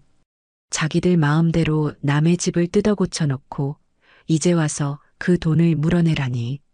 세상에 이렇게 뻔뻔하고 염치 없는 사람들이 또 있을까요? 하지만 한편으로는 덜컥 겁이 나기도 했어요. 저는 평생 법 같은 건 모르고 살아온 사람인데 막상 이렇게 법적인 용어가 가득한 서류를 받으니 어떻게 대처해야 할지 막막했거든요. 이 싸움은 더 이상 저 혼자만의 힘으로는 버겁겠다는 생각이 들었습니다. 제게도 저를 지켜줄 방패와 무기가 되어줄 전문가가 필요했죠. 그때 문득 오래전부터 알고 지내던 제 친구 영숙이가 떠올랐어요. 영숙이도 몇 년 전에 자식 문제로 크게 속을 썩이다가 변호사 도움을 받아서 깔끔하게 문제를 해결했다는 이야기가 생각났거든요. 저는 망설임 없이 영숙이에게 전화를 걸어 그동안 있었던 일들을 모두 털어놓았습니다. 제 이야기를 다 들은 영숙이는 제 등이라도 두드려주듯 함께 분개해 주었어요. 세상에 그런 후레자식들이 있나? 윤자 너 정말 마음고생 심했겠다. 당장 그 변호사님 만나봐야겠네. 내가 지금 바로 연락처 알려줄게. 혼자 끙끙 앓지 말고 꼭 가서 상담받아봐. 영숙이는 자기가 아는 변호사 중에 가족법 전문으로 아주 유능한 분이 있다며 박선영 변호사라는 이름을 알려주었어요. 저는 지푸라기라도 잡는 심정으로 다음날 바로 예약을 잡고 서초동에 있는 변호사 사무실로 향했습니다. 사무실 문을 열고 들어서자 단정하고 지적인 인상의 한 여성이 저를 맞아주었어요. 제 또래쯤 되어 보이는 편안하면서도 강단 있는 눈빛을 가진 사람이었죠. 바로 박선영 변호사였어요. 김윤자 어머님 맞으시죠? 이쪽으로 앉으세요. 영숙 씨한테 이야기는 대충 들었습니다. 박 변호사는 저를 상담실로 안내하며 따뜻한 차를 한 잔 내어주었어요. 저는 그 차를 한 모금 마시며 긴장을 풀고 제가 겪었던 모든 일들을 처음부터 끝까지 차분하게 이야기하기 시작했습니다. 문전박대를 당했던 날의 모욕감부터 SNS에서 벌어진 며느리의 거짓말, 그리고 명의를 넘겨달라던 아들의 배신, 마지막으로 오늘 받은 내용 증명까지. 제 이야기가 길어지는 동안 박 변호사는 단 한 번도 말을 끊지 않고 진지한 눈빛으로 경청해 주었어요. 제 감정이 북받쳐 잠시 말을 멈출 때면 조용히 고개를 끄덕이며 기다려 주었죠. 제 이야기가 모두 끝나자 박 변호사는 제 손을 가만히 잡아주며 말했어요. 어머님, 그동안 정말 힘드셨겠어요. 혼자서 얼마나 마음고생이 심하셨어요. 그래도 이렇게 용기 내서 집을 팔기로 결심하신 건 정말 잘하신 일이에요. 그녀의 따뜻한 위로 한마디에 그동안 꾹꾹 눌러왔던 서름이 터져 나오려는 것을 간신히 참았어요. 내 편이 되어 내 마음을 알아주는 사람이 있다는 것만으로도 큰 힘이 되었죠. 그런데 변호사님, 며느리가 보낸 이 내용 증명은 어떻게 해야 하나요? 제가 정말 저 돈을 물어줘야 하는 건가요? 저는 걱정스러운 마음에 내용 증명 서류를 내밀었어요. 박 변호사는 서류를 쓱 훑어보더니 피식 웃으며 말했죠. 어머님, 이건 아무런 걱정하실 필요가 없어요. 오히려 저쪽이 큰 실수를 한 거네요. 네, 그게 무슨 말씀이세요? 민법상으로 임차인이 임대인의 동의 없이 주택의 구조를 변경하거나 리모델링을 한 경우 임대인은 이에 대한 비용을 보상할 의무가 전혀 없습니다. 오히려 그 반대죠. 박 변호사는 법전을 펼쳐 보이며 제게 차근차근 설명해 주기 시작했어요. 집주인의 동의 없는 리모델링은 법적으로 아무런 효력이 없어요. 오히려 집주인은 임차인에게 원상복구를 청구할 권리가 있습니다. 즉, 어머님은 며느리에게 당신이 뜯어 고친 집을 원래대로 돌려놓으라고 요구할 수 있다는 뜻이에요. 만약 원상복구가 불가능하다면 그에 상응하는 손해배상을 청구할 수도 있고요. 그러니 저 3천만 원은 물어줄 필요가 없는 것은 물론이고 오히려 어머님이 역으로 소송을 걸 수도 있는 상황인 거죠. 박 변호사의 명쾌한 설명에 제 눈앞이 환하게 밝아지는 것 같았어요. 저는 그저 당하고만 있어야 하는 약자가 아니었던 거예요. 제게도 저들을 상대할 수 있는 강력한 법적 권리가 있었던 거죠. 그럼 저도 저 애들한테 원상복구하라고 내용 증명을 보내야 할까요? 그렇게 하셔도 되지만 제 생각에는 굳이 그럴 필요까지는 없어 보여요. 어머님이 원하시는 건 돈이 아니라 하루빨리 그 집에서 평온을 되찾는 것이잖아요. 네, 맞아요. 저는 그냥 조용히 저 집을 팔고 그 애들을 제 인생에서 내보내고 싶을 뿐이에요. 그렇다면 이 내용 증명은 가볍게 무시하시고 우리는 우리 계획대로 집을 파는 것에만 집중하면 됩니다. 아마 저쪽에서도 자기들 요구가 법적으로 근거가 없다는 걸 알면 더 이상 이 문제로 어머님을 괴롭히지는 못할 거예요. 박 변호사의 말에 저는 큰 확신을 얻었어요. 그녀는 마치 안개 속을 헤매던 제게 밝은 등대가 되어주는 것 같았죠. 저는 그 자리에서 박 변호사에게 이 사건을 정식으로 위임하기로 결정했습니다. 그녀는 제 결정을 듣고 고개를 끄덕이며 앞으로 진행될 과정에 대해 구체적인 전략을 세워주기 시작했어요. 일단 집이 계약되면 법적으로는 잔금 치르는 날 집을 비워주는 것이 원칙입니다. 하지만 아드님 가족이 순순히 나가주지 않을 가능성이 높아요. 그럴 경우를 대비해야 합니다. 만약 저 애들이 끝까지 버티면 어떻게 해야 하나요? 계약서에 명도집을 비워주는 건 날짜를 명확하게 기재하고 만약 그 날짜를 어길 시 발생하는 모든 손해에 대해 책임을 묻겠다는 특약을 넣을 겁니다. 계약이 체결되면 아드님에게 정식으로 명도 통보를 내용 증명으로 보내는 거죠. 보통은 3개월에서 6개월 정도의 유예기간을 줍니다. 그런데도 나가지 않고 버티면 그때는 법원에 부동산 명도 소송을 제기하고 승소 판결을 받아서 강제 집행을 신청할 수 있어요. 법원 집행관들이 가서 합법적으로 짐을 빼내는 절차죠. 강제 집행이라는 말에 마음이 조금 무거워졌지만 이제는 물러설 곳이 없었어요. 박 변호사는 제 표정을 읽었는지 부드러운 목소리로 덧붙였죠. 물론 거기까지 가지 않고 해결되는 것이 가장 좋겠죠. 하지만 최악의 상황까지 대비하고 있어야 어머님이 흔들리지 않으실 수 있어요. 모든 법적 절차는 제가 알아서 진행할 테니 어머님은 아무 걱정하지 않으셔도 됩니다. 그리고 그녀는 제가 가장 마음에 걸려 하던 문제를 먼저 꺼내 주었어요. 혹시 손주들은 보고 싶지 않으세요? 그 말에 저도 모르게 눈시울이 붉어졌어요. 아무리 아들 내외가 미워도 눈에 넣어도 아프지 않을 제 손주들까지 미운 것은 아니었거든요. 보고 싶죠? 하지만 며느리가 못 만나게 할 게 뻔한데요. 그것도 걱정 마세요. 우리 법에는 면접교섭권이라는 제도가 있습니다. 비단 이혼한 부부 사이에서만 적용되는 것이 아니라 조부모와 손주 사이에도 인정이 돼요. 만약 며느님이 정당한 이유 없이 손주들을 못 만나게 막는다면 가정법원에 면접교섭 허가 신청을 할 수 있어요. 법원에서 한 달에 몇 번 어떤 방식으로 만나라고 정해주면 며느리도 그걸 막을 수 없습니다.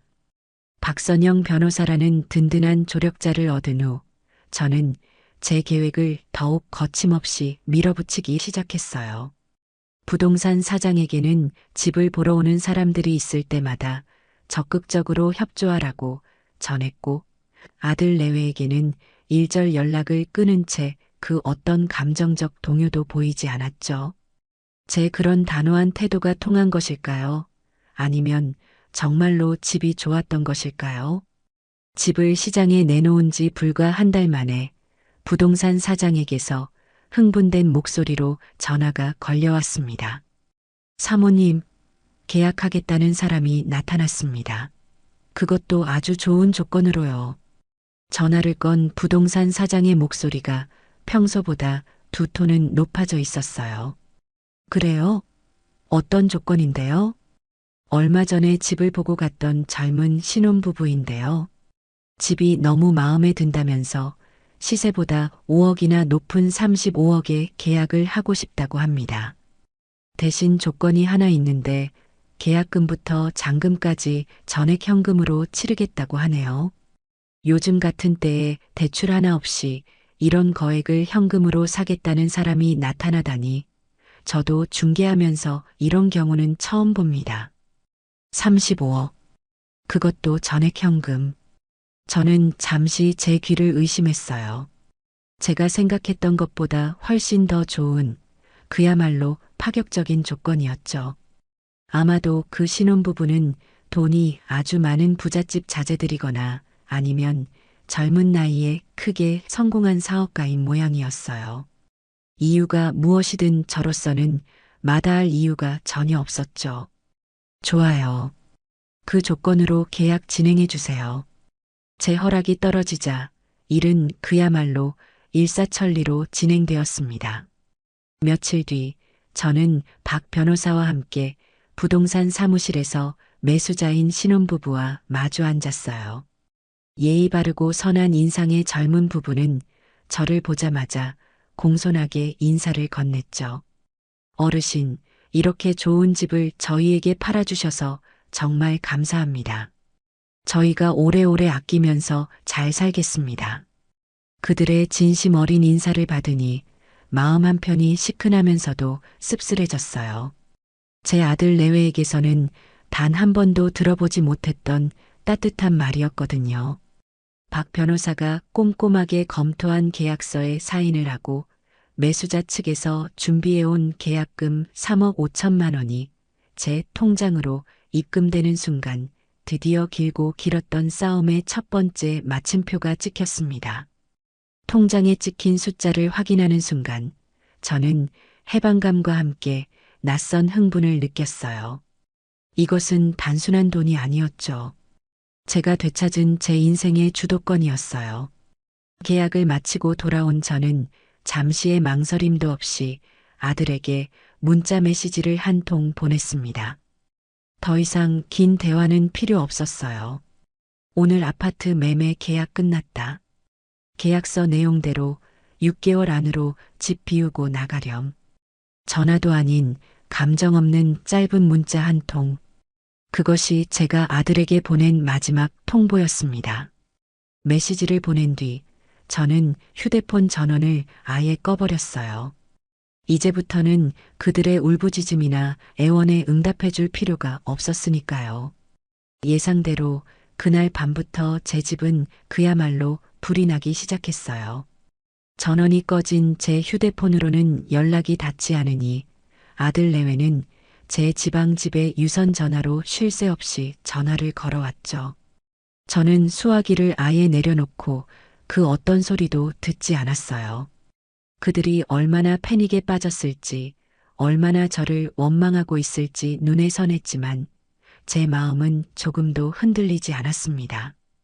다음 날 오후 제가 조용히 앉아 책을 읽고 있는데 밖에서 누군가 현관문을 미친 듯이 두드리기 시작했어요. 쿵, 쿵, 쿵. 마치 문을 부술 것 같은 기세였죠. 저는 누구인지 짐작이 갔지만 일부러 아무런 대꾸도 하지 않았어요. 잠시 후 문 밖에서 며느리 유진이의 악에 바친 고함 소리가 들려왔습니다. 어머님, 안에 계신 거 다 알아요. 문 좀 열어보세요. 열어보시라고요. 문을 열어주지 않자 유진이는 아예 동네가 떠나가라 소리를 지르기 시작했어요. 이웃들에게 창피를 줘서라도 저를 밖으로 끌어내려는 속셈이었죠. 하지만 저는 여전히 미동도 하지 않았어요. 그렇게 10분쯤 지났을까 밖이 조용해지더군요. 포기하고 돌아갔나 싶어 창문으로 살짝 밖을 내다보니 유진이는 돌아간 것이 아니라 제 집 앞 마당에 털썩 주저앉아 있었어요. 그리고는 제 휴대폰으로 전화를 걸기 시작했죠. 물론 제 전화기는 꺼져 있었지만요. 잠시 후 유진이는 전략을 바꾼 듯 했어요. 제게 장문의 문자 메시지를 보내기 시작했죠. 처음에는 분노와 원망이 가득한 내용이었어요. 어떻게 저희한테 이럴 수 있냐. 사람의 도리가 아니다. 하지만 제가 아무런 반응을 보이지 않자 이내 감정에 호소하는 내용으로 바뀌기 시작했습니다. 어머님, 저희야 어찌 되든 상관없어요. 하지만 지민이랑 지우는 어떡해요? 애들 생각은 조금도 안 하시는 거예요? 애들 학교는 어떡하고 다니던 학원은 다 어떡해요? 이제 와서 전학 가면 애들이 적응은 어떻게 하고요? 어머님 때문에 애들 인생 망치실 거예요? 저는 그 문자를 읽으며 실소를 금할 수가 없었어요. 마지막까지 반성이나 사과는 단 한마디도 없었죠. 오로지 손주들을 방패 삼아 제 죄책감을 자극하려는 얄팍한 수작뿐이었어요. 제가 그토록 보고 싶어 찾아갔을 때는 얼굴 한번 보여주지 않던 사람들이 이제 와서 아이들 걱정을 하는 모습이 가증스럽기 짝이 없었죠. 저는 그 문자에 짧게 답장을 보냈습니다. 그건 너와 네 남편이 해결해야 할 문제다. 부모니까. 제 단호한 답장에 유진이는 더 이상 문자를 보내지 않았어요. 대신 그날 저녁, 이번에는 아들 대호가 집으로 찾아왔습니다. 며느리와는 달리 아들은 문을 두드리거나 소리를 지르지 않았어요. 그저 현관문 앞에 우두커니 서서 제가 문을 열어주기만을 기다리는 듯 했죠. 저는 한참 만에 현관문을 열어주었습니다. 문 앞에 서 있는 아들의 모습은 그야말로 처참했어요. 며칠 사이에 얼굴은 반쪽이 되어 있었고 눈은 퀭하게 들어가 있었죠. 엄마.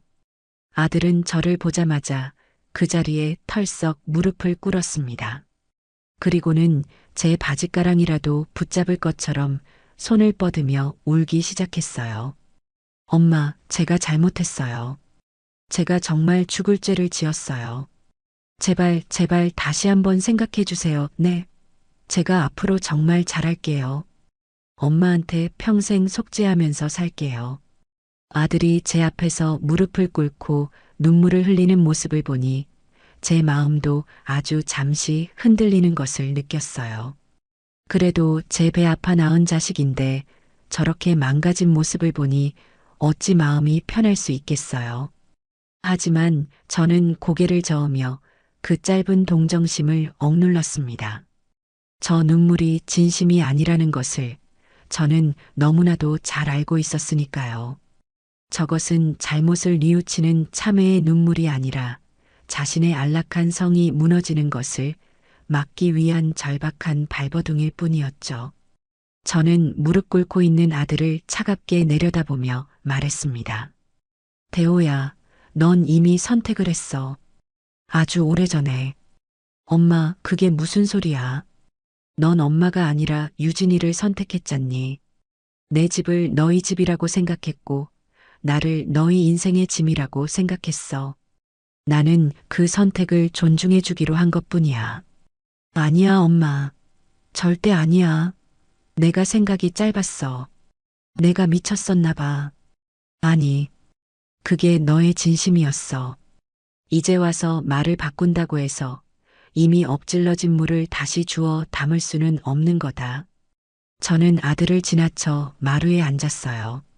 그리고 마지막으로 제가 아들에게 해주고 싶었던 말을 꺼냈습니다. 이제 내가 가장으로서 책임을 지고 네 가족을 돌봐. 더 이상 엄마한테 기대서 편하게 살 생각하지 말고 네 힘으로 집도 구하고 네 힘으로 아이들도 키워. 그게 진짜 어른이고 진짜 가장이야. 제 냉정한 선언에 아들은 더 이상 아무 말도 하지 못하고 그저 바닥에 엎드려 흐느끼기만 했어요. 그 울음소리를 들으며 저는 생각했습니다. 제 아들은 오늘에서야 비로소 진짜 어른이 되기 위한 첫걸음을 뗀 것이라고요. 물론 그 과정은 혹독하고 고통스럽겠지만 그것 또한 아들이 스스로 감당해야 할 몫이었습니다. 저는 더 이상 아들의 인생에 개입하지 않을 거예요. 그저 멀리서 제 아들이 한 사람의 독립된 인간으로 바로 서기를 지켜볼 뿐이었죠. 제 역할은 이제 거기까지였습니다. 그날 이후 저는 그 어떤 연락도 받지 않았어요. 아마도 그들은 이제 더 이상 제게 감정적으로 매달리는 것이 아무런 소용이 없다는 것을 깨달았겠죠.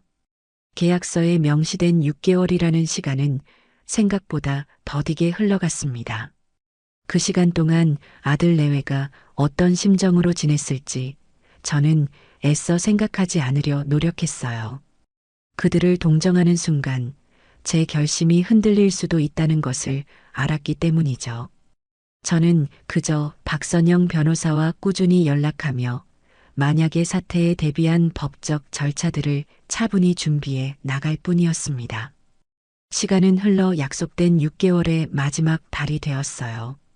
저는 당연히 그들이 이사갈 집을 구하고 짐을 정리하고 있을 것이라고 생각했죠. 하지만 잔금 날짜가 코앞으로 다가왔는데도 아들 내외에게서는 아무런 연락이 없었어요. 오히려 불안한 소식을 전해온 것은 집을 매수한 신혼부부였습니다. 어르신, 안녕하세요. 다름이 아니라 저희가 인테리어 공사 때문에 미리 한번 집을 둘러보고 싶은데 혹시 지금 살고 계신 분들과 연락이 가능할까요? 저희가 몇 번 전화를 드렸는데 전혀 받지를 않으셔서요. 그 전화를 받고 저는 불길한 예감에 휩싸였습니다. 설마 했던 일이 현실이 되려 하고 있었죠. 저는 즉시 부동산 사장에게 연락해 상황을 파악해달라고 부탁했어요. 잠시 후 부동산 사장에게서 돌아온 대답은 제 예상을 한치도 벗어나지 않았습니다. 사모님, 큰일 났습니다. 아드님 댁에 찾아가 봤는데 집을 내놓은 흔적이 전혀 없습니다. 이사갈 준비를 전혀 안 하고 있어요. 초인종을 눌러도 대답도 없고요. 기가 막혔어요. 6개월이라는 충분한 시간을 주었음에도 불구하고 그들은 마지막까지 버텨보겠다는 심산이었던 거죠. 아마도 제가 피를 나눈 어미라는 사실을 마지막 보험처럼 믿고 있었을지도 몰라요. 설마 친아들을 길바닥에 내쫓기야 하겠어? 하는 얄팍한 계산이었겠죠. 하지만 그들은 저를 너무나도 우습게 본 거였어요. 저는 더 이상 지체할 시간이 없다고 판단하고 곧바로 박선영 변호사에게 연락했습니다. 변호사님, 아무래도 저 애들이 순순히 나갈 생각이 없는 것 같습니다. 약속한 날짜가 얼마 남지 않았는데 꼼짝도 안 하고 있어요. 제 다급한 목소리에도 박 변호사는 조금도 당황하지 않고 차분하게 말했어요.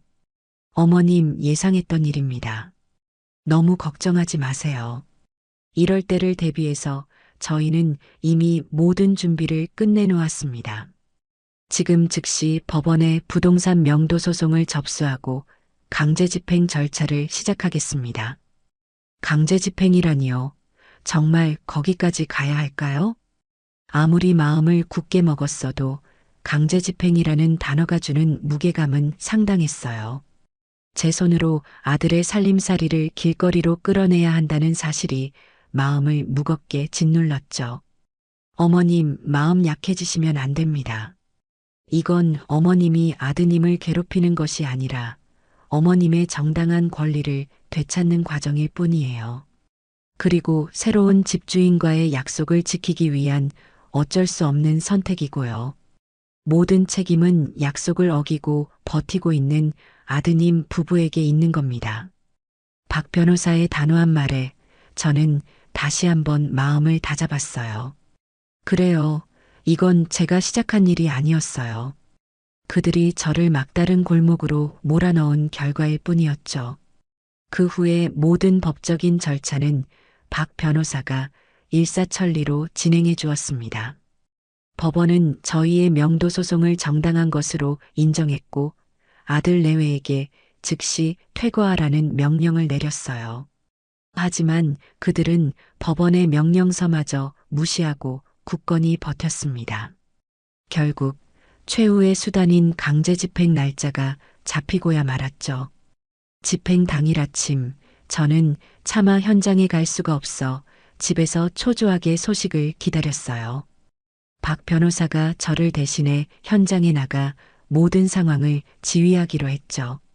약속된 시간이 되자 법원에서 나온 집행관들과 이삿짐 센터 직원들이 아파트 앞에 도착했다는 연락을 받았습니다. 그들은 정당한 법적 절차에 따라 아파트의 디지털 도어록을 강제로 해제하고 집 안으로 들어섰어요. 잠시 후 박 변호사에게서 전화가 걸려왔습니다. 수화기 너머로 며느리 유진이의 날카로운 비명소리가 희미하게 들려왔죠.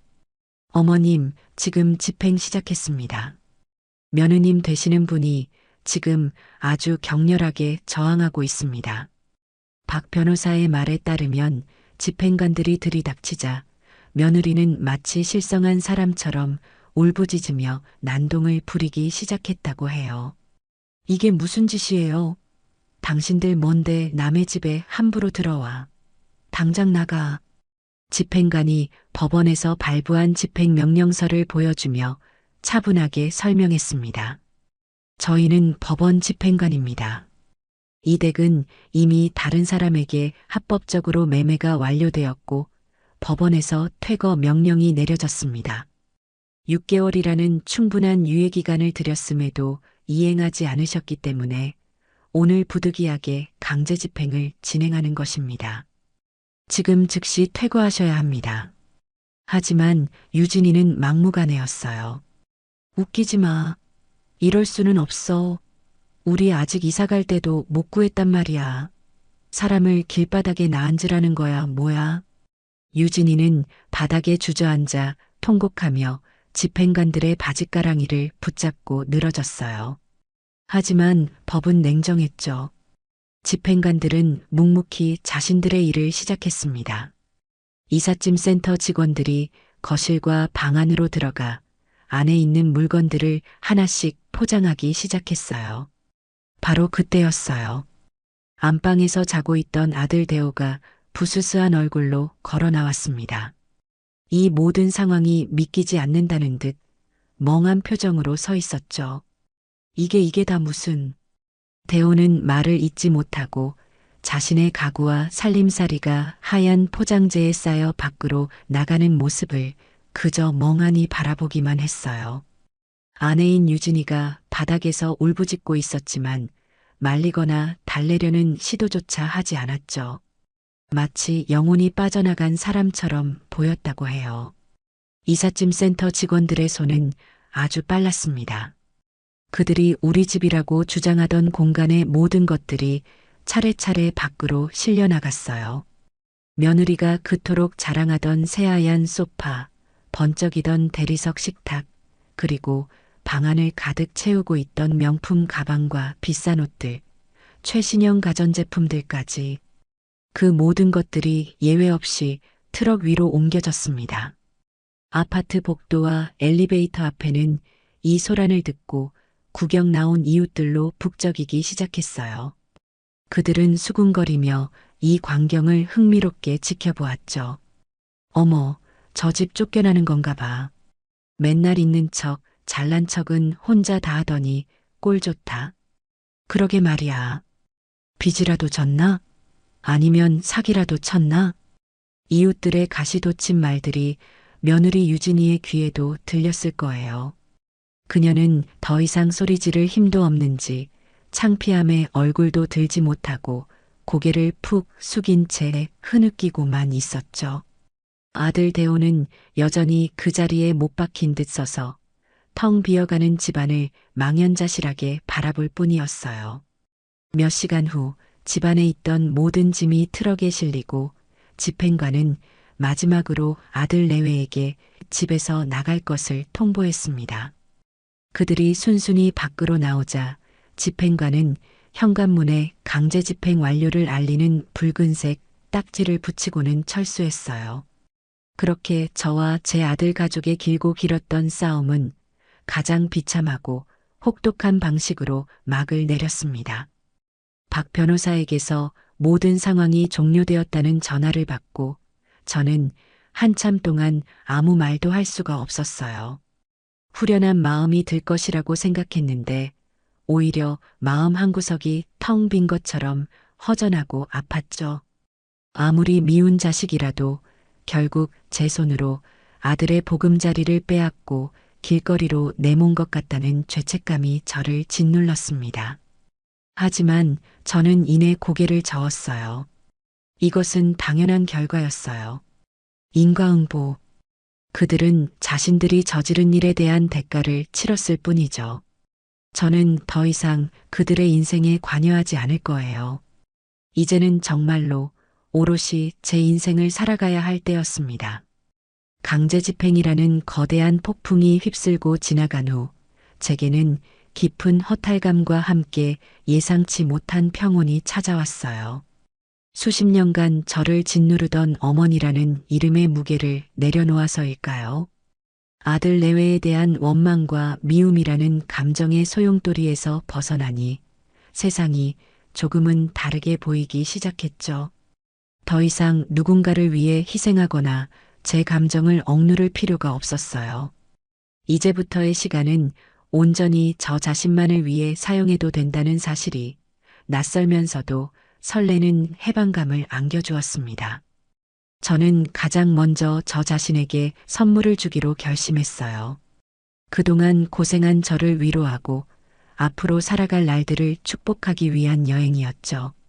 저는 평생을 함께해온 오랜 친구들에게 전화를 걸어 제주도 여행을 제안했습니다. 얘들아, 나랑 제주도 가지 않을래? 경비는 내가 전부 낼게. 그냥 몸만 와서 나랑 신나게 놀아주기만 하면 돼. 갑작스러운 제 제안에 친구들은 어리둥절해 하면서도 이내 제 목소리에 실린 홀가분함을 눈치챘는지 흔쾌히 동의해 주었어요. 그렇게 저희 꽃할매 넷은 마치 20살 처녀 시절로 돌아간 것처럼 설레는 마음으로 제주행 비행기에 몸을 실었습니다. 제주도의 푸른 바다는 제 상상보다 훨씬 더 아름답고 광활했어요.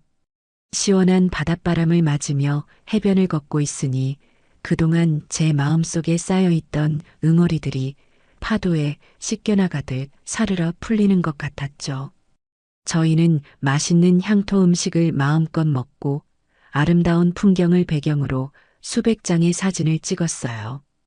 밤에는 숙소에 모여 앉아 젊은 시절의 추억을 이야기하며 시간 가는 줄 모르고 웃고 떠들었죠. 친구들은 제가 겪은 일들을 모두 알고 있었기에 여행 내내 제 눈치를 살피며 조심스러워했어요. 하지만 저는 오히려 더 밝게 웃으며 먼저 그 이야기를 꺼냈습니다. 얘들아, 나 이제 정말 괜찮아. 오히려 속이 다 후련해. 이제라도 내 인생을 되찾은 것 같아서 얼마나 좋은지 몰라. 제 말에 친구들은 그제야 안심하며 제 손을 꼭 잡아주었어요. 그래, 윤자야. 정말 잘 생각했어. 이제부터는 절대 자식들한테 얽매이지 말고 오직 너 자신만을 위해서 살아. 우리도 항상 네 곁에서 응원할게. 친구들의 따뜻한 격려 속에서 저는 지난 세월 동안 잊고 지냈던 제 자신의 소중함을 다시 한번 깨달을 수 있었어요. 그렇게 꿈 같았던 며칠간의 여행을 마치고 돌아왔을 때 저는 더 이상 과거에 얽매여 슬퍼하는 김윤자가 아니었어요. 새로운 인생을 향해 당당하게 걸어나갈 준비가 된 새로운 김윤자로 다시 태어난 기분이었죠. 여행에서 돌아온 제가 가장 먼저 한 일은 박선영 변호사의 조언에 따라 가정법원에 면접교섭 허가 신청을 한 것이었습니다. 아들 내외는 미워도 아무것도 모르는 제 손주들을 영영 보지 못하고 살 수는 없었으니까요. 이 소식을 전해 들은 아들은 처음에는 완강히 거부했어요. 엄마, 어떻게 저희한테 이러실 수 있어요? 저희를 그렇게 비참하게 만들어 놓고 이제 와서 애들을 보시겠다고요? 하지만 박 변호사가 법적인 권리를 설명하며 단호하게 나가자 아들도 결국 두 손을 들 수밖에 없었죠. 법원은 제 신청을 받아들여 한 달에 한 번 매월 셋째 주 토요일에 할머니와 손주들이 만날 수 있다고 정해주었습니다. 약속된 첫 번째 토요일, 저는 아침부터 손주들을 만날 생각에 가슴이 두근거렸어요. 아들이 알려준 약속 장소인 공원 벤치에 앉아 아이들을 기다리는데 저 멀리서 지민이와 지우가 걸어오는 모습이 보였죠. 몇 달 만에 보는 아이들은 그새 훌쩍 자라 있었어요. 하지만 아이들의 표정은 어딘지 모르게 어둡고 그늘져 보였습니다. 저를 발견한 아이들은 잠시 머뭇거리더니 이내 제게로 다가왔어요. 할머니, 우리 강아지들 잘 지냈어? 할머니가 얼마나 보고 싶었는데. 저는 아이들을 와락 껴안았어요. 제 품에 안긴 아이들의 몸이 작게 떨리는 것이 느껴졌죠. 잠시 후 지민이가 고개를 들어 저를 보며 조심스럽게 물었어요. 할머니, 우리 이제 할머니랑 같이 못 살아요? 엄마 아빠가 할머니 때문에 우리가 집에서 쫓겨났다고 했어요. 아이의 순수한 질문에 제 가슴이 철렁 내려앉았어요. 아들 내외가 아이들에게 모든 책임을 저에게 돌리며 상처를 주고 있었던 거예요. 저는 아이들의 눈높이에 맞춰 몸을 낮추고 최대한 아이들이 이해하기 쉬운 말로 차근차근 설명해 주었습니다. 지민아, 지우야. 그건 사실이 아니야. 할머니 집은 원래 할머니 거였는데 엄마 아빠가 잠깐 빌려 쓴 거였어. 그런데 이제 할머니가 그 집을 다른 사람한테 팔게 된 거야. 그래서 엄마 아빠가 새로운 집으로 이사를 가게 된 거고, 할머니 때문에 쫓겨난 게 절대 아니란다. 그럼 우리 이제 할머니 다시는 못 만나는 거예요? 지우가 금방이라도 울음을 터뜨릴 것 같은 얼굴로 물었어요. 저는 아이의 눈물을 닦아주며 따뜻하게 웃어 보였죠. 아니야, 우리 지우. 왜 못 만나? 할머니가 이렇게 한 달에 한 번씩 꼭 너희 만나러 올 거야. 그리고 너희가 보고 싶으면 언제든지 할머니한테 전화해도 돼. 할머니는 언제나 너희 편이고 너희를 세상에서 가장 사랑한단다.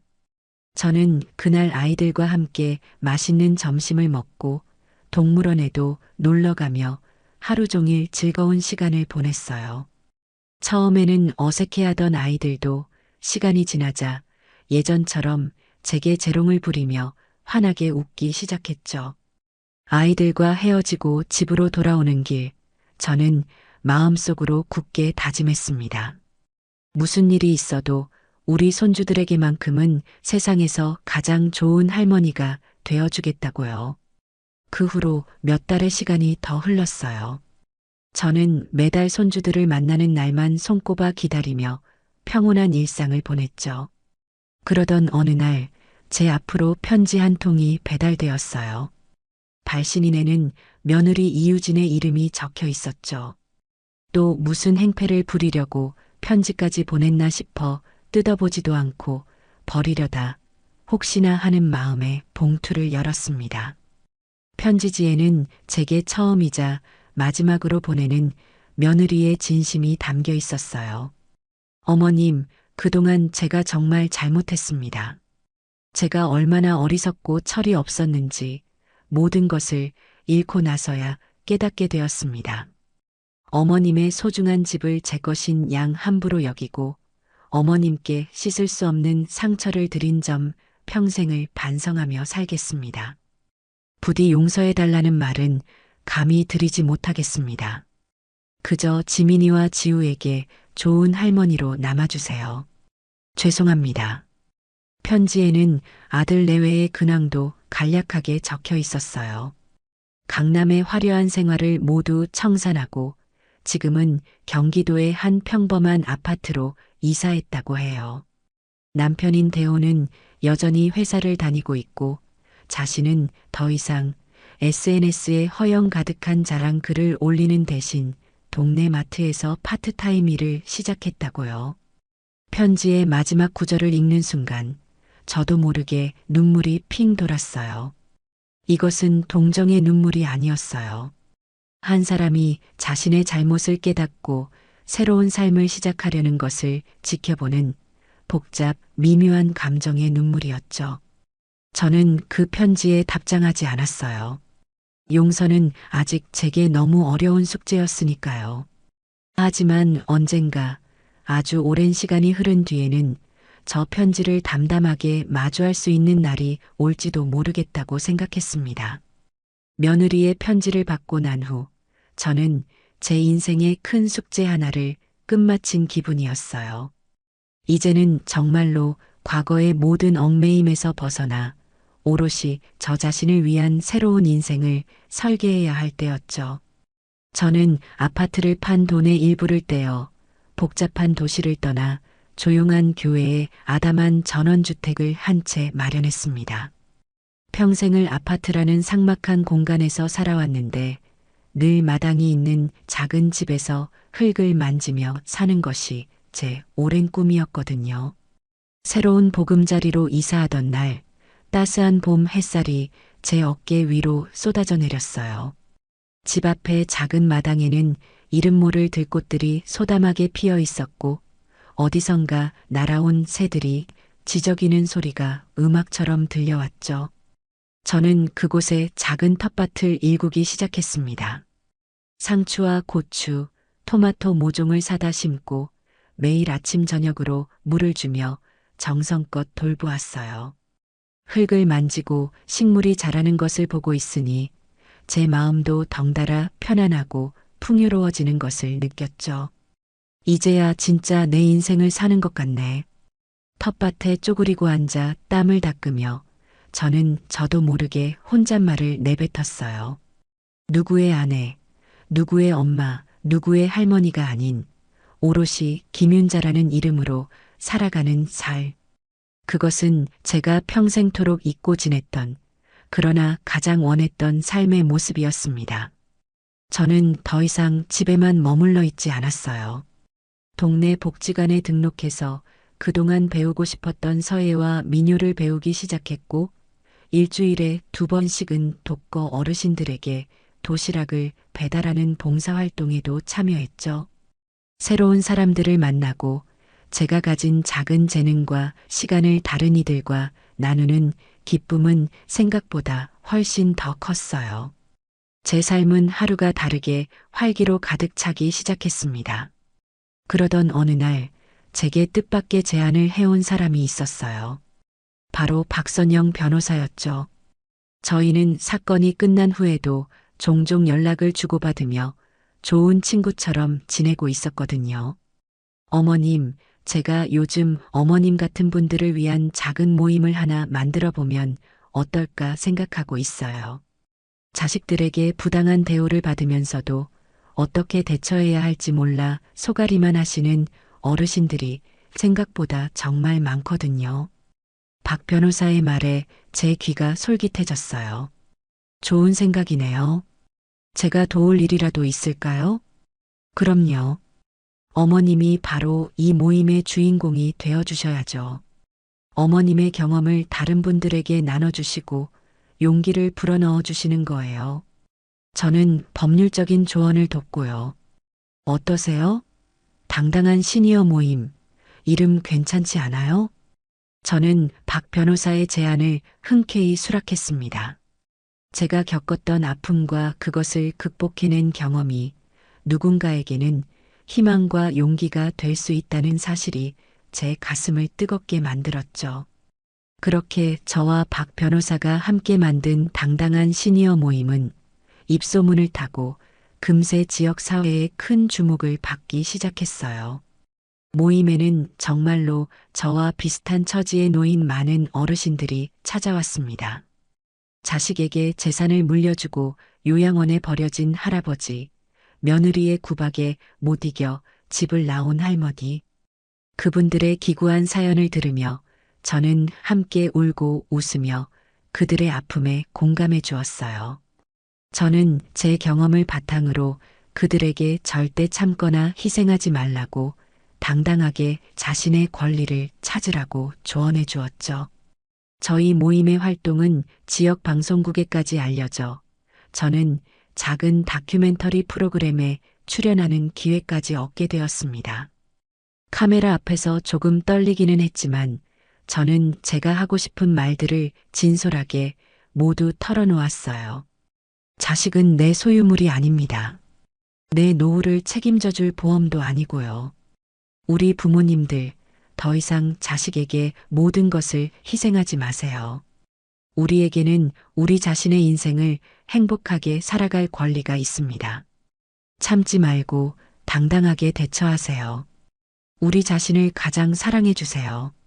방송이 나간 후 정말 많은 분들에게서 격려와 응원의 연락을 받았어요.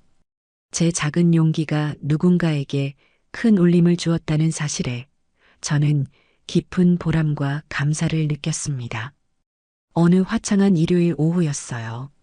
그날은 손주들이 제 새로운 집에 처음으로 놀러 오는 날이었죠. 저는 아침부터 아이들이 좋아할 만한 음식들을 준비하며 분주하게 움직였어요. 잠시 후 아들의 차가 집 앞에 멈춰 섰고 지민이와 지우가 환하게 웃으며 마당으로 뛰어들어왔습니다. 할머니, 집 진짜 예쁘다. 아이들은 낯선 환경에 금세 적응하고 마당을 제 집처럼 뛰어다니며 신나게 놀았어요. 저는 그런 아이들의 모습을 흐뭇하게 바라보았죠. 아들은 차에서 내리지 않고 멀리서 그 모습을 지켜보다가 조용히 제게 고개를 숙여 인사하고는 차를 돌려 떠났습니다. 저희 사이에는 여전히 어색한 침묵이 흘렀지만 저는 그 침묵 속에서 아들이 아주 조금씩 자신만의 힘으로 바로 서기 위해 노력하고 있다는 것을 느낄 수 있었어요. 할머니, 이거 뭐예요? 지민이가 텃밭에 심어놓은 방울토마토를 가리키며 물었어요. 응, 그거 방울토마토야. 할머니가 직접 키운 거야. 우리 지민이도 한번 심어볼래? 저는 아이들에게 작은 모종삽을 쥐어주고 함께 흙을 파고 새로운 모종을 심었어요. 흙투성이가 된 아이들의 얼굴에는 웃음꽃이 가득했죠. 모종 심기를 마친 후 지민이가 제 옆에 쪼그리고 앉아 저를 올려다보며 말했어요. 할머니, 할머니는 정말 멋있어요. 나중에 저도 커서 할머니처럼 이렇게 멋있고 당당한 사람이 될래요. 아이의 말에 저는 저도 모르게 눈시울이 뜨거워지는 것을 느꼈어요. 저는 손주의 머리를 쓰다듬으며 생각했습니다. 그래, 이것이 진짜 내 인생이구나. 누구에게도 휘둘리지 않고 오롯이 나 자신으로 살아가는 살. 내 선택과 내 의지로 가꾸어 나가는 이 평온한 시간들. 저는 손주들과 함께 마당에 앉아 제가 직접 키운 상추에 고기를 싸먹으며 환하게 웃었어요. 서쪽 하늘을 붉게 물들이는 저녁 노을을 바라보며 저는 비로소 진정한 자유를 느꼈습니다. 저는 이제 자유였습니다.